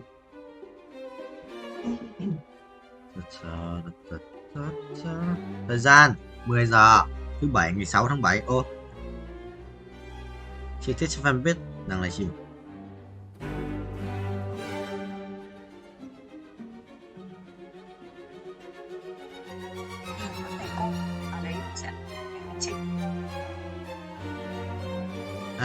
Xì à? Livestream đâu? Được dành câu hỏi cuối cùng của các bạn. Muốn hỏi phổ biến là ngành quan hệ công chúng là chương trình đào tạo quan hệ công chúng của trường mình sẽ học những gì liên quan đến dữ liệu không? Nãy có nghe cô chia sẻ rằng là trường mình rất mạnh về công nghệ số, đào tạo về công nghệ. Ở đấy, anh xe biết đâu được rèn luyện. Biết được rèn luyện em bố.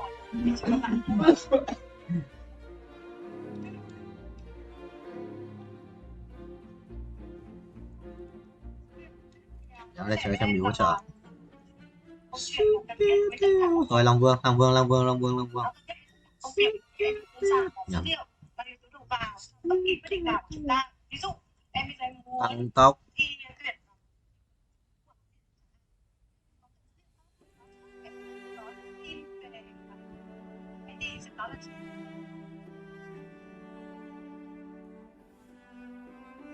Sửa bay đấy. Gì đấy không? Mày thích gì? Uầy, bay nhanh hơn.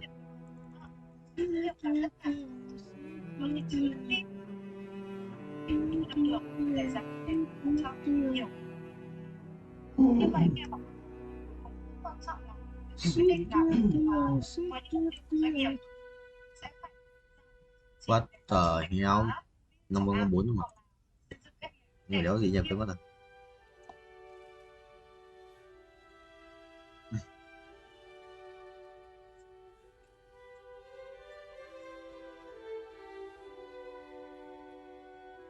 Ui, bật lẩy may mắn à. Đoàn đánh giờ sư bắt ra đây bắt đầu lẩy nữa, sẽ kinh kinh kinh ấy. Cút không. Này, để tiện cút cho bố. Ơ, anh nhầm chữ ác chết. Kinh kinh kinh ấy.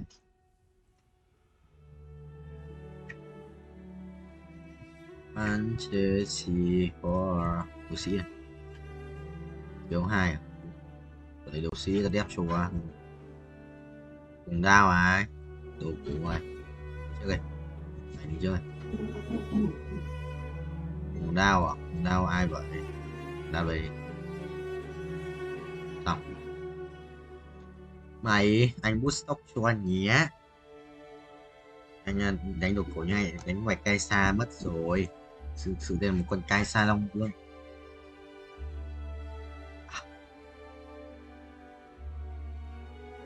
Cai xa long vương à? Kinh long.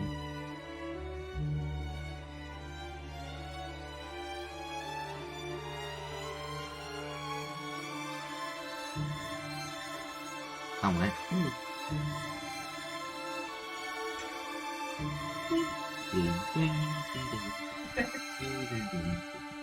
Bảy lap à? 7 lap rưỡi à? Sự kinh khủng á. Anh sẽ kiếm 1 tỷ tiền anh ăn reverse này. Sự kinh khủng đấy. Anh đợi thời gian 22 lap thì anh override. Đấy rồi. Đây là kinh khủng quá thầy ơi. Vua 205 mà.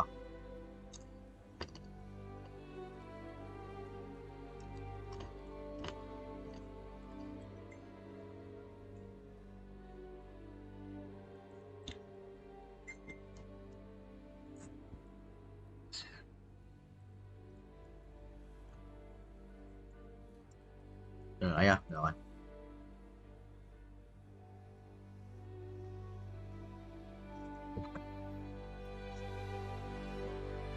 Đã đến lúc nói lời chào với tình cảm ơi.